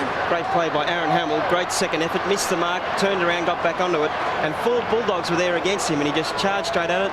Goal. Well, all those pundits who were writing David Parkin off, I don't think they'll want him back again because he's coaching them very, very well at the moment. And I think he'll get a new lease of life and want to coach his side next year. And doesn't the tide turn? We mentioned that Grant is now in as sort of tall ruck rover, but Kudafiti's gone with him. That's the great advantage of Kudafiti's. He can play midfield himself, so it's no problem for him to come in and play as a tall on-baller opposed to Grant. Croft in towards Darcy. Carlton with the answers. Camporelli's gang tackle, and it will be a bounce. The thing I don't reckon why they play Kudafiti's at full back is you've got to use his legs in through the midfield there, and he's good disposal. So I think David Parkin's got it right there. Play him at centre-half back, but not at full back. Yeah. Yeah, it's a very specialist position, fullback, isn't it? Never played there myself and never wanted to be honest. Pressure's too much. Scott West, that's a free kick. It's Cook. He almost strangled Silvani. The old English sheepdog got him by the throat. The thing is, who's strangling who? Stephen Silvani just constantly intertwines his body against the opposition forward. I don't think Let's have a look at I think it'd have to be against Cook, that one. Well, here they come again, the Blues. Fraser Brown. Now, how the umpire said that. Dent just held his ground. That was good umpiring. Curley. Now Garlick. Chips it in short. Marked by Hudson. So Paul Hudson on the left. Bending at the half. A good spoiling tactics by Manton. Garlick dives on it. Surrounded by Carlton players. Here's Wine. Now Dimatina. Dodging and weaving. But Silvani did that well. Kudafiti's. That was brilliant by Silvani. Giulio. Listen to the Carlton crowd. Whitnall. Look at the way he attacked that ball. Fantastic. Rowan Smith. Luke Darcy. Coming through the centre. An ordinary kick, but it may come off. Montgomery is looking for the hand pass. He finds Garlick.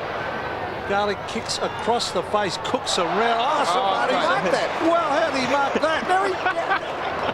What? Oh, he had to go over the mark. He played on through the behind. Should have been a point. That was interesting, wasn't it? But the umpire had actually called play on, I think, so he actually let him have another shot. It was a great mark. Rolled his body beautifully and took the mark. It's like a... Yeah, you can't do that. That's out of bounds. Yeah. Well, he is. What happened then? I think the umpire, must have called play time on, so therefore the play had stopped. Otherwise, it had to be a behind to the Bulldogs. You got a shot of adrenaline. Yeah. Well, he's been a fantastic player over the years, Silvani. Named as fullback of the century. Allen on to Murphy. Murphy with that booming kick. Lance Whitnall pushing and shoving. But again, when that was kicked down there, Couchy, Whitnall was in front. Yeah, that's right. I just wonder whether they turn it around and put Chris Grant on Lance Whitnall, just to stop the free scoring of Carlton at this stage, Lee. Well, I guess you got the problem with the Bulldogs. Do you worry about percentage and try and stop Carlton's winning margin, or do you try and win the game yourself? If you do that, you're going to have to kick 15 goals from now on. So I guess you've got to try and have Grant in your forward half. But certainly the way the game is going, Grant has been no influence at all. He's had 10 kicks, but I know 4 of them have been free kicks. He's kicked a couple of goals, so I guess you couldn't say he's been certainly hopeless. But I think in general, certainly hasn't been a dominating player. Well, they're down by 12 goals. Now that's out in the full. Kudafiti's got some scalps though, like Nick Holland did a reasonable job against him. Rotherham last week at centre forward. And today, Chris Grant, who's a class player. And you mentioned that point of not necessarily at fullback, because he played on Matthew Richardson and probably was lowered his colours. Richardson, I think, kicked 5, maybe 6 goals. But that principle of keeping him towards halfback, not on the fullback line, is very valid. That's Darcy Johnson, who was caught high then. Now you'll have to get a free kick here. So Brad Johnson, centre wing. Dangerous. Now, what happens now, what is different with that with the other report? Now, I'm not saying that's reportable. But yeah, there is very... Has he I think he might get reported. Yeah, he is. Oh. Craig Bradley's been reported. Montgomery was reported in the second term for a charge.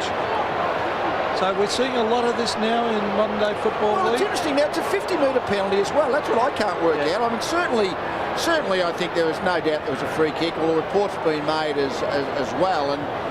But I don't know whether it was late enough to be a 50-metre penalty as well. That's what I can't quite work out. Well, there's been 3 of them today. I mean, it should only be a 50-metre penalty if the free kick or the mark has already been paid. That's right. And then there's a further infringement, or late enough for it to be a... Or is it in the action?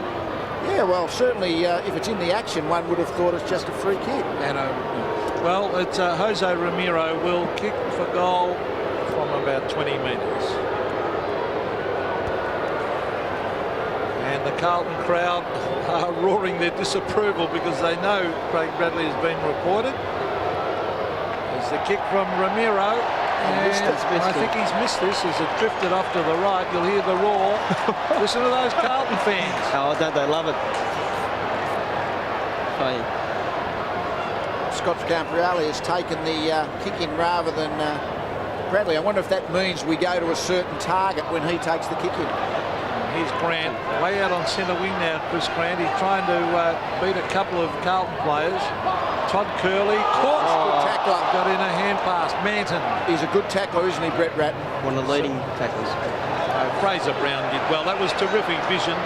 I think Michael Sexton's enjoying this game. Julio certainly would be. Here's Bradley. He'll kick the goal. Inside 50. Craig Bradley goes bang right through the middle. He is one of the best finishers in the competition, and he proved it again. That is an absolutely perfectly balanced kicking action, isn't it, Craig Bradley? No distance at all from hand to foot, so he's got great control. And when he runs into the goals inside the 50-metre mark, you just about put the goal on the scoreboard. He very rarely misses, does Craig Bradley. Fantastic technique. Yeah. But the quickest wingman in Australia, and Sexton's having a great game on the wing. Who would have thought he would have been a wingman and being so influential in a game like today? At the moment, he's playing halfback on Stephen Collingwood, and he's about a foot taller. Well, he's had 11 kicks and 4 handballs, Michael Sexton. Well, centre square has been very important today. They haven't been able to break clear. That's a free kick, I'd say, to Dimatina, too high. Advantage paid as we see Brad Johnson race on and kick at goal. Silvani threw himself, launched himself backwards, and just touched the ball into behind. Peter, it was great play by Franchino just to keep backing back and putting Paul Hudson out of the contest. It was great play, great strength. Don't give Paul Hudson any space and he'll find it very hard to get a kick. Well, the kick in is meant for Murphy. Ramiro is there also. Murphy giving the umpire a bit of a burst. I mean, one match doesn't really mean anything, but I think what's happened today is Carlton have actually won the ball in the clinches, and maybe a few of these Bulldogs players are tending to play forward of the action in the hope and the trust that their team's going to win the ball, and they're not winning it today, and they're being cut up accordingly. They've been very hard out of Carlton. Murphy, Sexton, Diolio. Here he goes, Ronnie Diolio. He can go over the top here. No, he keeps going. He probably should have given it to Beaumont. He's Smith, but he does best, I think, running from the back line to Dent. Oh, that was a good kick, terrific vision. Collinook. No one deep, no one back, so he kicks short, and Grant takes a good mark. Cook on the lead. Now Collinook can give it to Cook. Cook soccers it off the ground, and it didn't travel the required distance. Free kick. In the back, the umpire said on Hudson. And that all came from the Delulio turnover. I mean, he had plenty of space to work his way through half forward, had plenty of Carlton players on, but as soon as he kicked it and Smith gained possession, rebounds and kills you. That's one of his weaknesses, Lee. Yeah. He goes too quick. He does. He actually goes too quick. The last kick you saw to Whitnell, he steadied and took his time and kicked the ball beautifully. But sometimes his leg speed's so quick, he gets the ball over the top of the boot and it dribbles along. Paul Hudson going for the second goal. Porter on and Allen off for Carlton. And Hudson has kicked his second. It's a good point you mentioned about Delulio. Mark Fraser, who plays for Essendon as a player. Players who are, very, very quick. I mean, Peter Matera, I guess, is a very quick player who can sort of balance at the last minute and still deliver the ball accurately. But a lot of players who are very quick have trouble getting balance sufficiently. Michael Cole for Geelong used to do it. His leg speed was too quick. Then he'd do this mongrel kick and it dropped short, and that's what happens to Delulio. The time before, he absolutely steadied, slowed down and kicked it beautifully. Darcy and Porter. Dimatina out of the middle. Hurried kick, Massey chasing Johnson, two of the young players that have come up from the under-18s competition. That's Todd Curley, and ducking back to take the mark is Dean Rice. Since we've got a situation where Scott Wine played as a spare man back and Glenn Manton picked him up, and Manton's now playing as a forward against Wine as a defender. They've just contested the ball there. That's not going to be a good contest from Bulldogs' point of view. Well, here's West coming through the middle. He kicks it wide. No mark. Free kick in the back against Dean Rice. The umpire deliberating there. I think that was good umpiring, wasn't it? The umpire knew that Rice couldn't reach the ball. All he was trying to do was put pressure on Montgomery's body and a bit over-aggressive. Montgomery, he was hoping someone was coming short, so he brings it wide. Pretty well done by Hudson. Good use of the body. Curley bending it back and wide and through for a behind. Well, Franchino gave Paul Hudson a contest there and just tipped his body over enough to cause a mistake there. Yep. But we saw Rice and Montgomery. Montgomery was sensational last week, but Rice has just matched up beautiful with him because he's a good marking player himself. Watching this contest up the other end of the field again between Wind and Manton. Now you've got Manton at full forward and Wind at full back, one out. Let's see if Carlton can get the ball into that part of the ground and really make that mismatch pay for them. Well, Rice received from Beaumont then and kicked it down, but eventually it ends up with Dimatina. Look at Silvani coming from behind. Oh, that was fantastic. He put himself into the contest. Oh, well done by Collinhook. Kicks it in towards full forward, but chipping in the Kuta Fetish, he just looks so calm and casual. Hamill is the flyer. Andrew McKay comes in to lend a hand. Here's Darcy. Now Croft.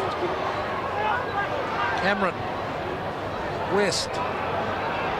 Scott West is going to kick it long and high in towards half forward. Cook flies. Oh, a mile too early, and Kuta Fetish says, thank you very much, I'll have that one. Murphy. Now Massey. Well, you know you're not having a good day when that happens. With the judgment's there completely.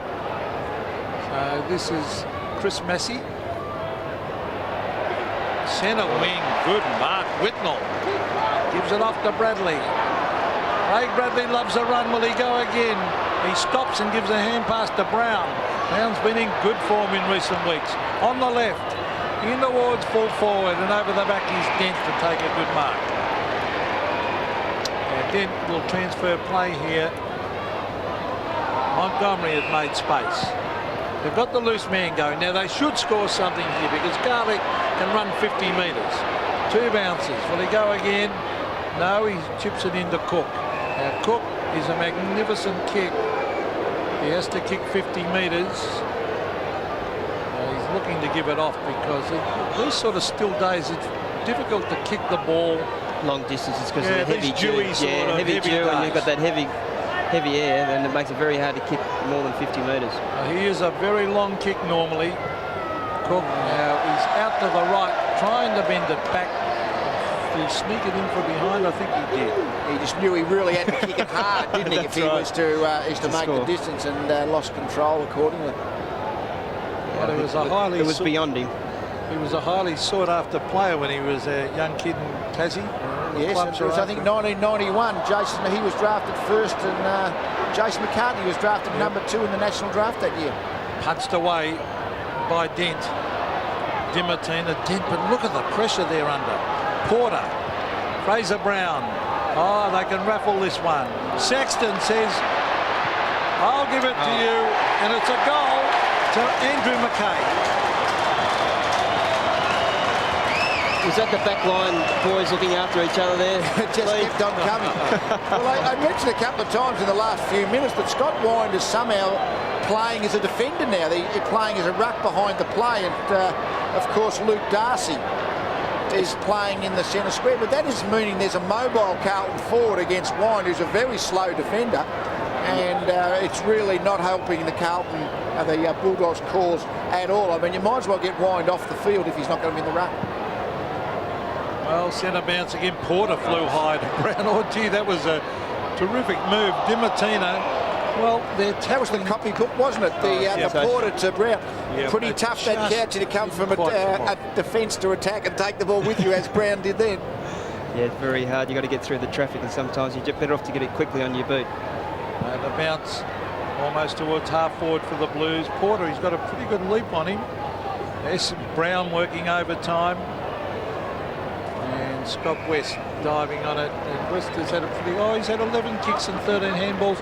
You wouldn't have thought so, would you, really? Yeah, he hasn't been able to really set up the play. I mean, I think he's been getting a little bit of it around the packs. But we've said Ratton's been good. They've both been good, those two. But that's one of the few contests where you could say that maybe the Bulldogs have even drawn it. Matthew Hogg, free kick too high against Colin. Look, he didn't like it either. So Matthew Hogg, a former Bulldog himself, giving it off here to Beaumont, who has the bounce. He's going to bomb it long. Now, this might bounce through. Oh, it gets a cruel bounce.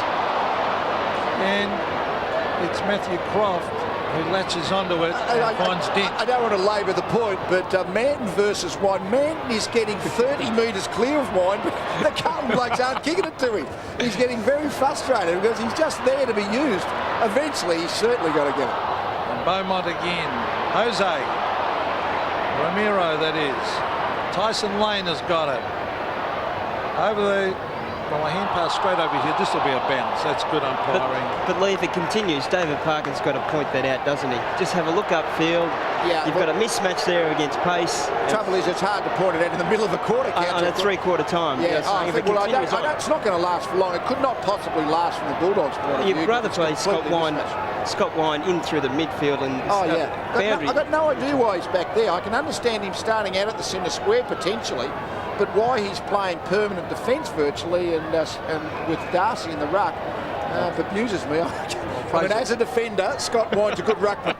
Fraser Brown's kicked out. No, it's a free kick for some shepherding here, but Couchy, we're sending you down a three-quarter time. Yeah, I will. I think they're good enough to pick it out themselves. So Luke Darcy, a long kick. Silvani trips over his opponent. He's hard to play on Silvani. Murphy, Silvani again, just headed straight for the boundary line defensively, and there's a bit of a la Danny Frawley all over you, but not getting the free kick. Yeah, that's right. He's the other one I wouldn't like to have played on too. I reckon Silvani and Frawley just human all leeches. If you've got the measles, you've got them. Now the umpire's going to pay a free kick here. It'll go the way of Porter against Darcy. The rotation of the Carlton forward line. Now Sexton is one out in the forward line opposed to Cameron. They've just rotated through that area constantly today, and certainly 24 goals is a fair return. Colin shocker there. Sexton, this has set up a goal coming up here. This is Camporelli. Look at this, Messi on his own. Will run into an open goal, the young boy, and put it through. And that's where the mismatch was. Scott Wine was actually on Chris Massey earlier, but just with his pace, and Scotty Wine was down there. They've got that slow bloke there, and Scotty, unfortunately, and just the pace of the Carlton players to get down there. Scott Caporelli, great spot by him to give it off to Massey goal. And I wonder when the last time Carlton would have kicked 30 goals. They're already up to 25, and we've got, well, it's nearly three-quarter time. They'd have to kick 5 in the last quarter to kick the magical 30. Well, this is exciting stuff to watch. This free-flowing football. Here's Beaumont. Tapped down by Porter to Murphy. They might get another one before three-quarter because Fraser Brown goes to Manton. Almost. Johnson did well. This is Wirra. Received from Colonel. Garlic.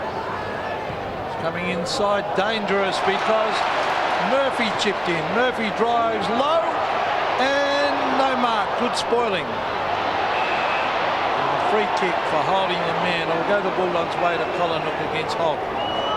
It's interesting, isn't it? The inside 50s, which is just a fair idea of how many times you're going forward, is 48 to Carlton and still 38 to the Bulldogs. So they're getting a little bit forward, the Bulldogs, but Carlton are just destroying them every time they go into their forward 50. Well, West has kicked here to Grant. They're close to three-quarter time. In fact, there's the siren. And the Bulldog champion, Chris Grant, has kicked 2. He will have to kick this from outside 50. He'll have to kick it about 52 metres, which is no mean feat under this heavy atmosphere. So the Carlton supporters still, even though they're a mile in front, they're willing him to miss. I think they're enjoying their day at the footy today, the Blues supporters. They are in full voice, the Blues. Why not? Chris Grant for goal number 3. It's too far out, I would think. And now that might be designated a point, I think. Yes. So that's a point on the board of the Bulldogs to end a quarter in which Carlton continued their dominance. Do you think it should have been? I thought Scott Windin knocked the ball through from the kick-in, and you're not allowed to assist the ball through, but nevertheless, it's all just hypothetical now, but they're fantastic. Carlton 25-8, 158, leave the Bulldogs 11-10, 76.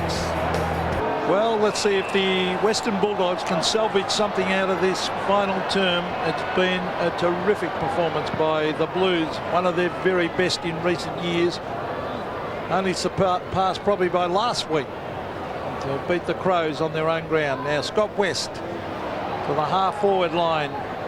Tyson Lane couldn't get him. Manton's been very, very good. That was Dean Rice receiving from Porter. Fraser Brown's been excellent again. Brown, that is a well-weighted kick. Good lead by D'Elio, who was best on ground in the first term when he had 11 kicks. We are seeing today what makes, I guess, sport in general, let alone football, unpredictable. It's a human game, and the human performers, they're not like robots, are they? They have different performances on different days, and today all the Carlton guys are up, and the majority of the Bulldogs guys are just well below the type of capabilities we've seen. Ron D'Elio from right on 50 hooks it across his body in towards the forward pocket area. It's no mark, but the ball in that danger area, and Matthew Dent belts it through for a behind to Carlton. And one of the Carlton players wouldn't be aware of it. In fact, their highest score against the Footscray Western Bulldogs was in 1982 when they kicked 30 goals, 21-201. So that's 42 points away. They're going to have a big quarter to make it an all-time record. Simon Garlick, well, he didn't have anyone to kick it to, so he just kicked to a space, and Dean Rice intercepted, and it will be a throw-in.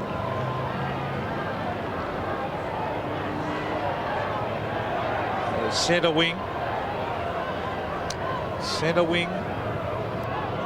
Porter, and pretty handy when you can give Allen a rest also and bring on a tall leaping ruckman like Porter. I mean, it's a pretty good ruck strength they've got, and I think they're using them well too. Well, they are. I mean, certainly Allen and the one, I guess he surges forward. He was competitive in the centre square. I don't think the ruck contest to me seemed to be the difference in who cleared the ball at ground level, but Carlton certainly were winning down there. But his ability just to go from centre forward, which is, I guess, what the ruck play is about in these last few years. The McKernan used to do it, well, still does it. Everett, the ruck forwards are really become a dominant force in football. Montgomery to Tyson Lane. Lane on centre wing. Down to half forward. Is that a mark to Smith? Umpire said no. And the umpire will come in and bounce. Well, that was it. The two Bulldogs players collided, I guess. He's got a blood. Unfortunately, a cut right eye. So a clash of heads, I would think. Oh, that is nasty, isn't it? That's going to be a few stitches. Well, that is nasty. And look, they're icing the other eye, and the blood's on this one. Unless he's cut both. Been a clash of heads. He's cross-eyed, though. We saw them. A clash of heads. And, that just goes to show the Bulldogs day to day, doesn't it? When things go wrong, they just bump heads, run into each other, and you just. It was early on in the piece, wasn't it? You could see in the game, and you can tell in most games where they were a little bit scratchy. They dropped marks where they should have taken them, and sort of continued. And Cook misjudging a ball at three-quarter time during that play, and Smithy and Scotty West to bump heads. Just unfortunate. Well, it is unfortunate. I mean, I must admit, I'm not one who sometimes you want two players going at the ball so hard that occasionally they'll collide. But I guess, the way the Bulldogs game has gone, nothing's worked for them. And West and Smith, certainly a clash of heads. By the way, Smith split his eyebrow. By the way, Rowan Smith, we said he's been quiet. I'm just looking at the stats. He's had 2 kicks and 2 handballs. I mean, that is real quiet. I mean, he's very quiet. He's a high-quality player, so 4 possessions in 3/4 of football is, he's just a terrible. It's not as if he's been tagged either today, No, he's been all over the place. No direct opposition player assigned to him. So the ball at half forward for the Western Bulldogs. Wine using his body well. McKay actually gave it to Ratton. Here's Murphy. Ratton again, too slow getting his boot to it. Garlic, wind, here's a goal coming up. Curly into an open goal, and he has put it through.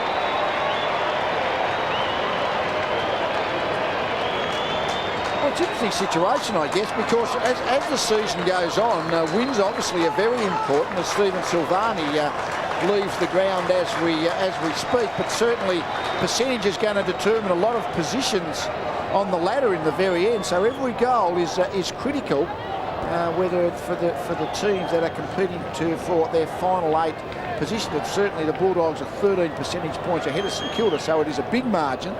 But a big loss like this can reduce them quite sufficiently. Now, I'm sure that Silvani going off is for a bit of a breather, just a rest. He's a champion. He's important to Carlton. I don't think he was injured. He's had the groin soreness for quite a few weeks, so I guess a short game. Yep. That was Isn't it over umpiring? We saw what it was for, but it wasn't much, was it? It wasn't much at all. West in towards full forward. Free kick in front of goal here will go to Darcy and against Manton. I don't think Manton's too impressed either, and neither is Koutafidis. Well, the first one certainly was cheeky touch, but now Playing handies in the schoolyard, Peter, that was. It was absolutely ridiculous. Well, let's have a look. That's it. It's free kick. Is the umpire, are they fair to go? But that is the free kick. It is a bloody contact sport. Goodness me. Oh, Darcy has kicked the goal. Well, they say that Bulldogs have got to. They say the Bulldogs are very, very getting a lot of free kicks, and it just shows there that the umpire was favouring them on that stage. It is just laughable. It is a vicious umpire, isn't it? I mean, two players are okay. It's a bit of bravado. They're not going to hurt each other. They're bumping off each other. So you bump too hard. Oh, gee. Now, I mean, that's gone down through the ages. Well, worse happened in the past. I don't think what used to happen applies now because the rules have changed, but I don't know whether that rule's changed. Oh, no, that was just a bit of a bump. That was nothing.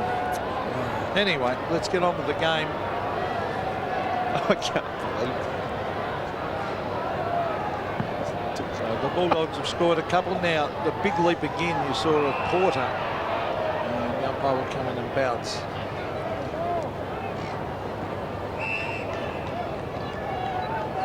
Bradley, Actually, Ramiro's been quiet too. the umpire 26 has made some very dubious decisions today in Vince. Garcia. A big punch away was by Porter. There's Bradley tapping it over the back. Wirra's in all sorts of trouble down there. Alice caught. Carlton players working very hard there. Hogg, Brown. And they might appeal for holding the ball here, but they're not getting it. The umpire will bounce. Oh, they did it. They went at Fraser Brown too, the Bulldogs players. They didn't like what it was said. Actually, Bradley charged in late there, Lee, and they're just remonstrating with Bradley. So a bounce up at Carlton's forward end, about 40 metres out. Adam White almost threw that away. Brown, he got his kick rather easily. Oh, Whitnell again. He's going to kick goal number 7 here. Well, importantly, he read the flight of the ball quickly. Brown was under pressure in the pack. All he was going to be able to do was actually get the ball on the boot quickly. It was never going to be a long, powerful kick, but he got to the front position, Whitnell, and that's what forwards have to do. They have to be able to read the kick a bit better than defender. So Lance Whitnell has kicked his 7th. Great effort. And his father, Graham Whitnell, was a handy wingman come half-forward flanker, come half-back flanker for the Blues during the early 70s and middle 70s, and he'd be very proud. Different shaped player. He was, of course, a flanking type player, and young Lance, not a very tall player. He's not going to be a big, not ultra tall for a key position player, but certainly read the ball out of the pack quickly and watching the ball hard upfield. That used to be a team rule with us. In a pack situation, get in front of your man. Well, back we go to the middle. Can the Blues get that magical 30 goals? They've kicked 26. Just about be backing them to kick 30. What I mean by that is that when the balls bounce, you should move in front of your man at any stage. How often do you see a quick kick out of a pack and the man invariably in front marks the ball? And it happens so often. Particularly forwards, Couch. I mean, defenders have to have at least one eye on the forward, one eye on the ball, but forwards can be just totally have their eye on the ball in those situations, don't they? There was Craig Ellis getting it forward. Fraser Brown, Glenn Manton, Andrew Mackay. Whitnell again. Oh, he's got it again. Good play, and again he was in front attacking that ball, and that is a great kick. Oh, the mark is dropped in there by Delio. Should have snaffled that one. Colin got that out with a quick hand pass to Cameron. This is Matthew Dent. But nothing flowing for the Western Bulldogs. They've been well beaten today. A low trajectory kick. Mackay gets himself there as centre wing. Whitnell, oh, that was a clever dummy. And then he brought it in towards half forward, and Delio again. Another short kick. And the lead is by Hamill, and he will kick for goal from 40 metres. Picking ducks out of the pond now, aren't they? They're really just cutting up the Bulldogs. Confidence is just an amazing thing. We talk about it all the time. You can't see it, you can't touch it. You don't know where it comes from, you don't know where it goes, but we know when it exists in a game of football, as it does for Carlton today, they're just destroying the Bulldogs, who today, they were confident last week. Today, it's just one-way traffic against them.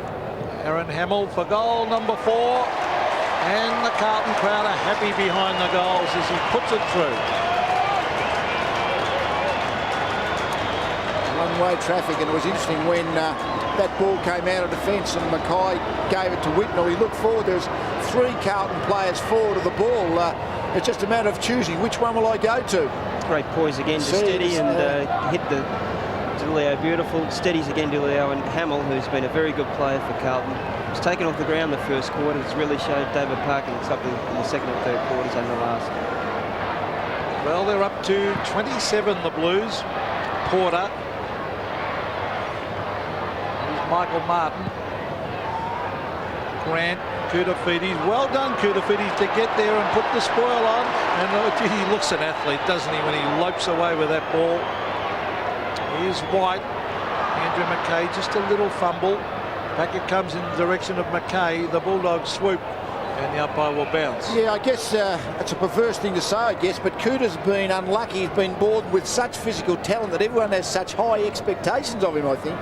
Because, as you say, for a bloke of his height and the agility and the ball skills, that one-handed pluck pick-up that he's made it almost patented, people expect that he should dominate game after game. I don't believe he reads a play, Lee. That's why he's got to play centre-half back and let somebody lead him to the ball. He's not a great reader of the play, and Andrew Hughes at Geelong wasn't a great reader of the play. He had to have the ball coming towards him, and he played sensational in the back pocket, but put him on the ball, he struggled to get a kick, as you see some blokes do. Yeah. Koutafidis is the same. He really did struggle on the wing there for a long time this year. Well, the big thump comes back in the direction of Ratton. Dimartino, he ran into a brick wall. Hollenhoek, quick kick. Matthew Hogg has taken the mark. Oh, the Blues are going to go forward again here. Just hunting in packs all the time, Peter. It was 3 at Collinhook then. Well, there's a low kick. Camporelli must have been touched because the umpire called play on. Camporelli bends it back. Curry. Oh, how good this was. Wow. I mean, that was a mark. Because there was 5 guys all running it at different angles. But he came down with it again, did Lance Whitnell. Well, he's going for goal number 8, Lee. It's a fair effort. He's saying, how long's this league footy been going on? It's like Shallum P's taking mark. I don't know whether he was in the best position, but he certainly ended up in the best spot. Got both hands on it. And well, I can't wait to get home tonight because I've got a mate who reckons that he's overrated. Lance Whitnell, he told me early in the year there'll be a phone call made tonight. It looks like someone got caught up in that pack of players. He hits the pack hard, though. That's the great thing about Lance Whitnell. He pushes everybody over and keeps his line on the ball beautiful. Lance Whitnell for goal number 8. Kicks right through the middle. Great performance this by the young centre-half forward. It's quite unbelievable, isn't it? Yeah, well, I mean, a couple of times the ball's been kicked out in front. He's just had strong hands, but that was the genuine pack mark, 20 metres from goal. Have a look at this. That must have been touched off the boot because Camporelli had to play on. But have a look at this. They were converging from all angles. How did he get there? Judgment. He's taken 11 marks today, Lee. It's big effort, isn't it? Big effort. 13 kicks, 5 handballs, 11 marks and 8 goals. Fair little effort. Well, 2 things. Can Carlton get 30 and can Lance Whitnall kick 10? He's got 8 at the moment as the quick kick comes down forward and a holding decision. The umpire signalling on Chris Grant. There didn't look to be much in that either. But Grant, the low trajectory kickers are beautiful. Tyson Lane is marked. He'll have to kick it 50 metres.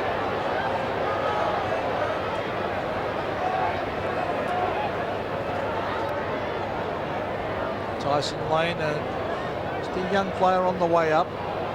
It's a pretty good kick.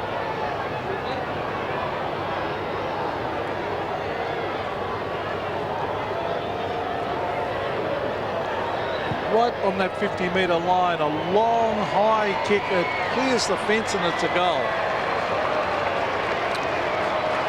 And nobody's clapping and cheering the Bulldogs. I think they realise it's all over, and it was probably at half-time. A few flags waving. It's interesting, but the conversion's been fantastic. I mean, Bulldogs 14-10, that's pretty good. Since quarter time, Carlton have kicked 21 goals, 3. Just not only have they been getting shots at goal, they've just been so accurate in their conversion. And there's not a breath of wind either. No, perfect day for just with the flags. It's perfect day. You think it'll be a hamstring tested today though, because it's a little bit cool. I never had them, Pete. You didn't run fast enough. As we see Wine flipping it over the back. This is West. Courage needed. Oh, and the leading play. There's Tyson Lane again coming out in front of White and has taken the mark. And he's a strong build of a kid. He's got the tape on his nose to make him breathe a bit better there. Yeah, that's that thing to open up the nostrils, isn't it? To try and... it's like race horses with the crossover noseband. Keep the nostrils flared, yeah. So I guess every little bit helps. That's all you can You've been around say. your mate Mark Bairstow too much, Couchy, and all these horse terms. So Tyson Lane, he kicked that last one beautifully from 50, so the distance certainly won't be a doubt. Let's have a look at the accuracy as he stabs at this one and has just missed.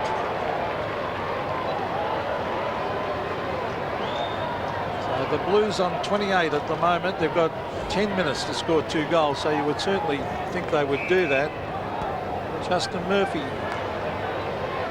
on the Manton.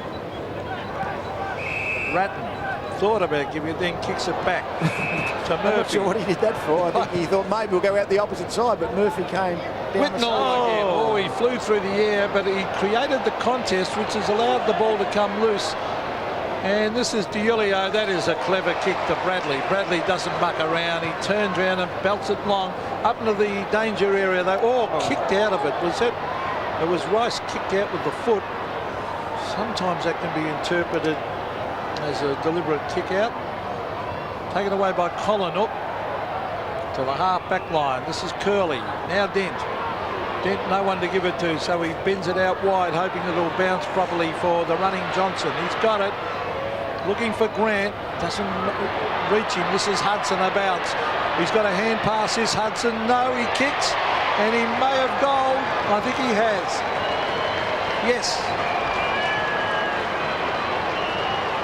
Well, third goal to Paul Hudson, but he's certainly only his 7th kick, so he certainly hasn't had a lot of the ball. And the crowd at Optus Oval Day for the co-tenors, 26,697. Great running kick by Brad Johnson just to quickly get it on his boot. Chris Grant's gone for the shepherd and fallen over. And Hudson with his great poise and skill, as you know, great left foot snap. But you just saw Lance Whitnall there contest that ball at centre half forward. And when we had Barry Stoneham at centre half forward, when he contested the ball, it made it very easy for the half forward flankers to get it, because he'd take 3 out, and that's what Lance Whitnall's done today. Wine and Porter, they both miss it. Scott Wine's got support from West. And West is brought to ground. And they've tackled very well when they haven't got the ball themselves. Carlton in the man, Brett Ratton, that close quarters tackling work ethic in the middle of packs. I think that's why Ratton ends up winning best and fairest, because it's his value in the middle of the packs is just so well recognised by the club level. Scott West attacked from all angles. And Fraser Brown, he likes a bit of a dust up. fiery customer. What's the umpire going to do here? He's just going to bounce. And players around the ball, there must be about 16 players around this bounce. Right in the centre of the ground. An amazing performance by Carlton. No one would have suggested they'd be this far in front. That's White getting it towards Delio. Garlic is pretty quick. He drives it out wide. The mark taken by Brett Montgomery. So Montgomery just outside 50. Drives it down looking for Darcy. Darcy in front, the ball hits the deck. Still Darcy. He's got it. Kicked it on the right foot. Now he's lost it to Anthony Francina, who gives it off to Delio. This is good running by the Blues. Up towards half forward. Whitnell again in front. Gets in a hand pass. That was good. Ratton. Still Ratton. And the umpire will have to come in and bounce this, and he will. Yes, it's just the game is being played out now. But really, the Bulldogs 15-11, that's a decent score, isn't it? That's going to win 101 points. That wins as many games as it loses. So it's been a real free-flowing game, 43 goals. It's been great entertainment for the 26,000 people who've come to watch it, and I hope the people watching it live as well.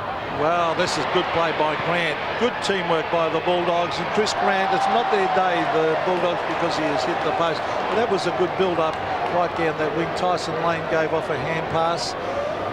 And, well, they're still battling away there, but I agree with you, Lee. That can be a winning score on in a number of games, but it's been a free-flowing game all day. Well, just the Carlton's ability to score has just been magnificent. The way they have set up their attack. Certainly, they've been a low-scoring team. The first half of the season, the thought about Carlton was they weren't winning many games. Of course, their forward line just couldn't kick a winning score. But today, their percentages conversion for the amount of times they've got into the forward part of the ground has just been tremendous. Well, this is Manton. They're having a bit of keepings off there. McKay, centre wing, Camberelli, West, and the umpire will come in and bounce it. 28-9, plays 15-12, and we thought it was going to be a tough, tight contest, but certainly not for Carlton to career away like this. No one could have possibly forecast a winning margin to this extent. Certainly, I guess you've got to judge form recently, and certainly recent form, Carlton haven't been too bad. They've had a pretty good patch. They've won in Adelaide last week, of course. Beat Hawthorn a couple of games ago, so they've certainly been much better in the recent month. But to come here to beat the Bulldogs, who haven't lost at Optus Oval this year, even though it's their home ground, of course, as well. So it's a fantastic effort by the Blues. Darcy is marked way out at half forward, and he can chip it across to Garlic, but he's electing to find Tyson Lane, and he does. Lane kicks to half forward, stumped away. Here's Martin, back to Hudson. Hudson caught, taken away by Porter. Now Francina, now Whitnell. He's down on the half back line at the moment. Now Murphy, Francina again. Oh, the Carlton play wasn't quite ready for it. Camperelli, Beaumont. Martin was there with Curley. And Todd Curley, that was cleverly done. Hudson, McKay, now Fraser Brown. They had the numbers there, the Blues. Martin is there. White, knocked back by Bradley. So the Bulldogs still battling away there and hard, but it's a free kick out here on centre wing. It'll go the way of the Blues. Looks like Andrew McKay is going to be the recipient. He's been good too, McKay across half-back, just been one of that Carlton defence that's done plenty of attack launching from back that part of the ground. Ball on he was he's honest, isn't he? I think is very honest. Is it Tyson Lane being dispatched to interchange? We can see the bloodied lip by the look of it.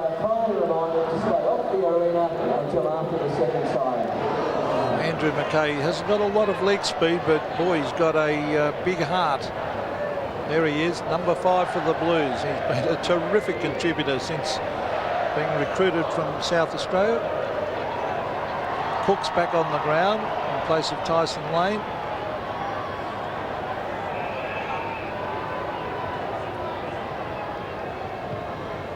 Andrew McKay kicks to the half-forward line, or the big thump over the back. Murphy, he seems to be maturing a bit as a player. Murphy. Yep. Fraser Brown.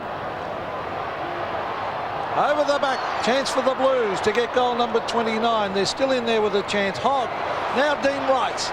Rice belts it over the fence for a goal. Terrific finish. Yeah, that was a very, very skillful finish. He didn't have a lot of time, Dean Rice. I mean, he's facing one way. He's going to have to kick the ball over the left shoulder, but he just was able to get the ball across the boot to just to curl it back. And have a look at this attack on the ball. Hamill probably caught thigh, maybe, as he attacked that contest. The Bulldogs player behind play is on the ground. I don't know if they're calling for a stretcher. I can't quite pick up Montgomery. which piece at Montgomery. I don't know whether, was it from that particular clash? Oh, that's a cork thigh for sure. Hopefully, well, cork thigh's bad enough, I guess, but hopefully it was just a clash of legs and they bruised hurt. muscle. Yeah. They really do hurt, those corkies in the middle of the thigh. Well, the crowd are in Wouldn't they like to see goal this number 30th 30. goal? That's what they're waiting on. Absolutely. I don't think there's any Carlton fan that's left the ground. I'm certainly plenty of the Bulldogs faithful have probably said it's enough for us. We're going home. But wouldn't they love a 30-goal result? Well, it's 4.5 minutes they've got in which to score that that one goal to get that magical 30. It's not seen too often. That's Grant getting it to Martin. Cook on the lead has Mark. He'd be glad Silvani's not on the ground. James Cook.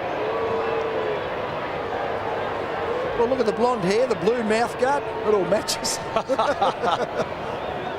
Yeah. So he's put the mark on the ground. He is that mouth guard. What a colour. He's a huge kick. He's got a bit of an angle to contend with here. Oh, he only has to kick the ball about 40 metres. He puts the mouth guard down the sock. He does take and the his crowd time. are giving it to him. He does take his This time. is shades of Scott Cummings. It is, yeah. And now he's deliberately, I reckon he's deliberately take a little bit longer now.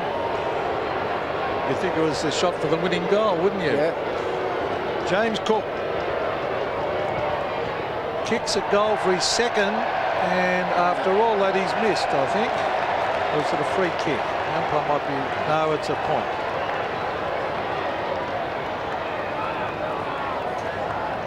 The Blues, look at the time. We're under the 4 minutes to go now. Bradley, it's over the back. It could be a loose ball here. It was Dean Rice getting in the hand pass.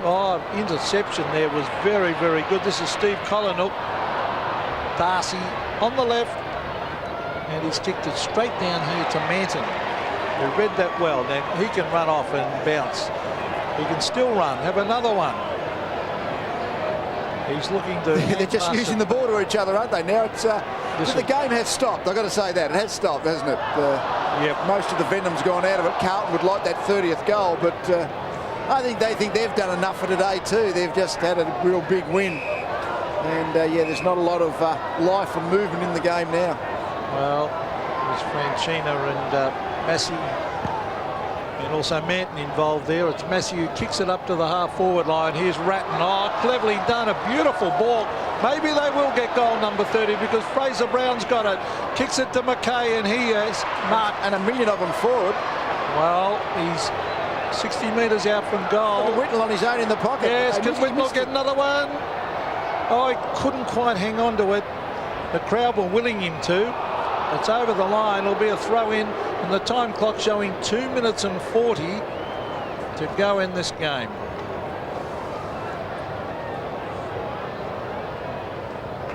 So a throw-in. Inside 50 for the Blues. Fraser Brown tries to crash his way through. Sock it off the ground, but it was by Collinwood. So it's a behind the Carlton. Someone wrote me a letter during the week saying that to assist goal umpires, any ball that comes off below the knees of the opposition should be a goal too. Maybe get a bit complicated. In other words, if you can't kick it off the ground through your defensive goal to draw a behind, if you're going to knock it through, fine. But There's no confusion then, which is an interesting point made by... Well, Matthew Dent's kicked out in the full, so I think it'd be fitting if Carlton get... Oh, they might get it because Fraser Brown has marked... He'll have to kick at 50, and he doesn't want to have a shot from there. He's looking around for the short kick. The crowd want that 30th goal. They've got 2 minutes in which to get it. You can see he wants to pass it off. Here it comes. Ratton waited, and Grant has taken the mark. So Grant finds Martin. Now it's coming back, is it? Or a 50-metre penalty. That's what it is. So Grant will be brought right down to the centre of the ground. So this is Chris Grant, has tried hard, as he always does, has kicked 2 goals. He brings it wide, and the leading player is Tyson Lane. He has kicked 1, and he kicked a goal earlier in this quarter from this identical position, and he cleared the fence easily. It's only his 2nd game for the year. Tyson Lane debuted in 1995 from Melton.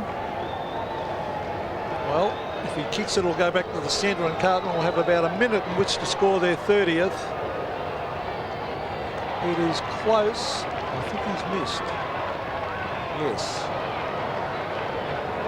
So let's look at the time clock. I'm almost willing this home myself here, Lee. Well, that 40-minute 2nd quarter is made this game run very late in terms of time from opening siren to closing siren. It's going to be a very, very long game. I can't remember finishing a game at this time at nearly 5 o'clock.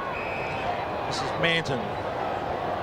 Fraser Brown. Here they go. They've got the loose man going. Whoa, Franchini, you're in trouble. But even then they get away with it. Brown, he's kicked it straight to Scott West. Oh, Manton did well. Quick hand pass. Here's a goal coming up to Hudson, maybe.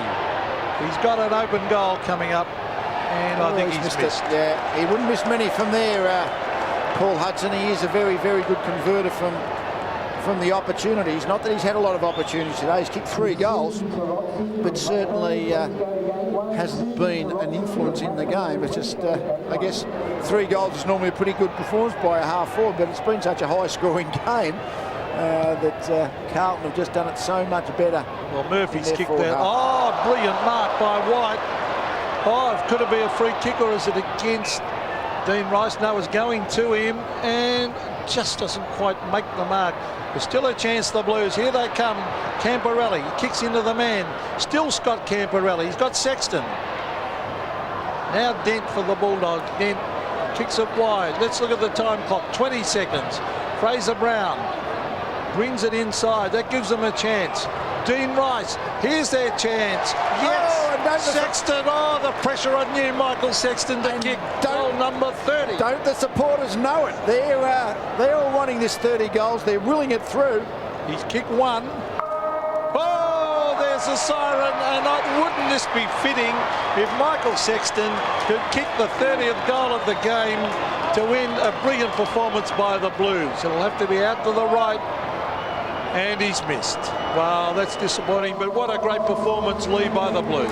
Oh, they were just fantastic, weren't they? Didn't get the 30 goals, but a 29-goal performance was just a fantastic effort by Carlton to win comfortably. Craig Bradley, very good for Carlton. So Carlton, 29-11, 185, beat Bulldogs 15-15, 105, and it's good afternoon from Optus Oval.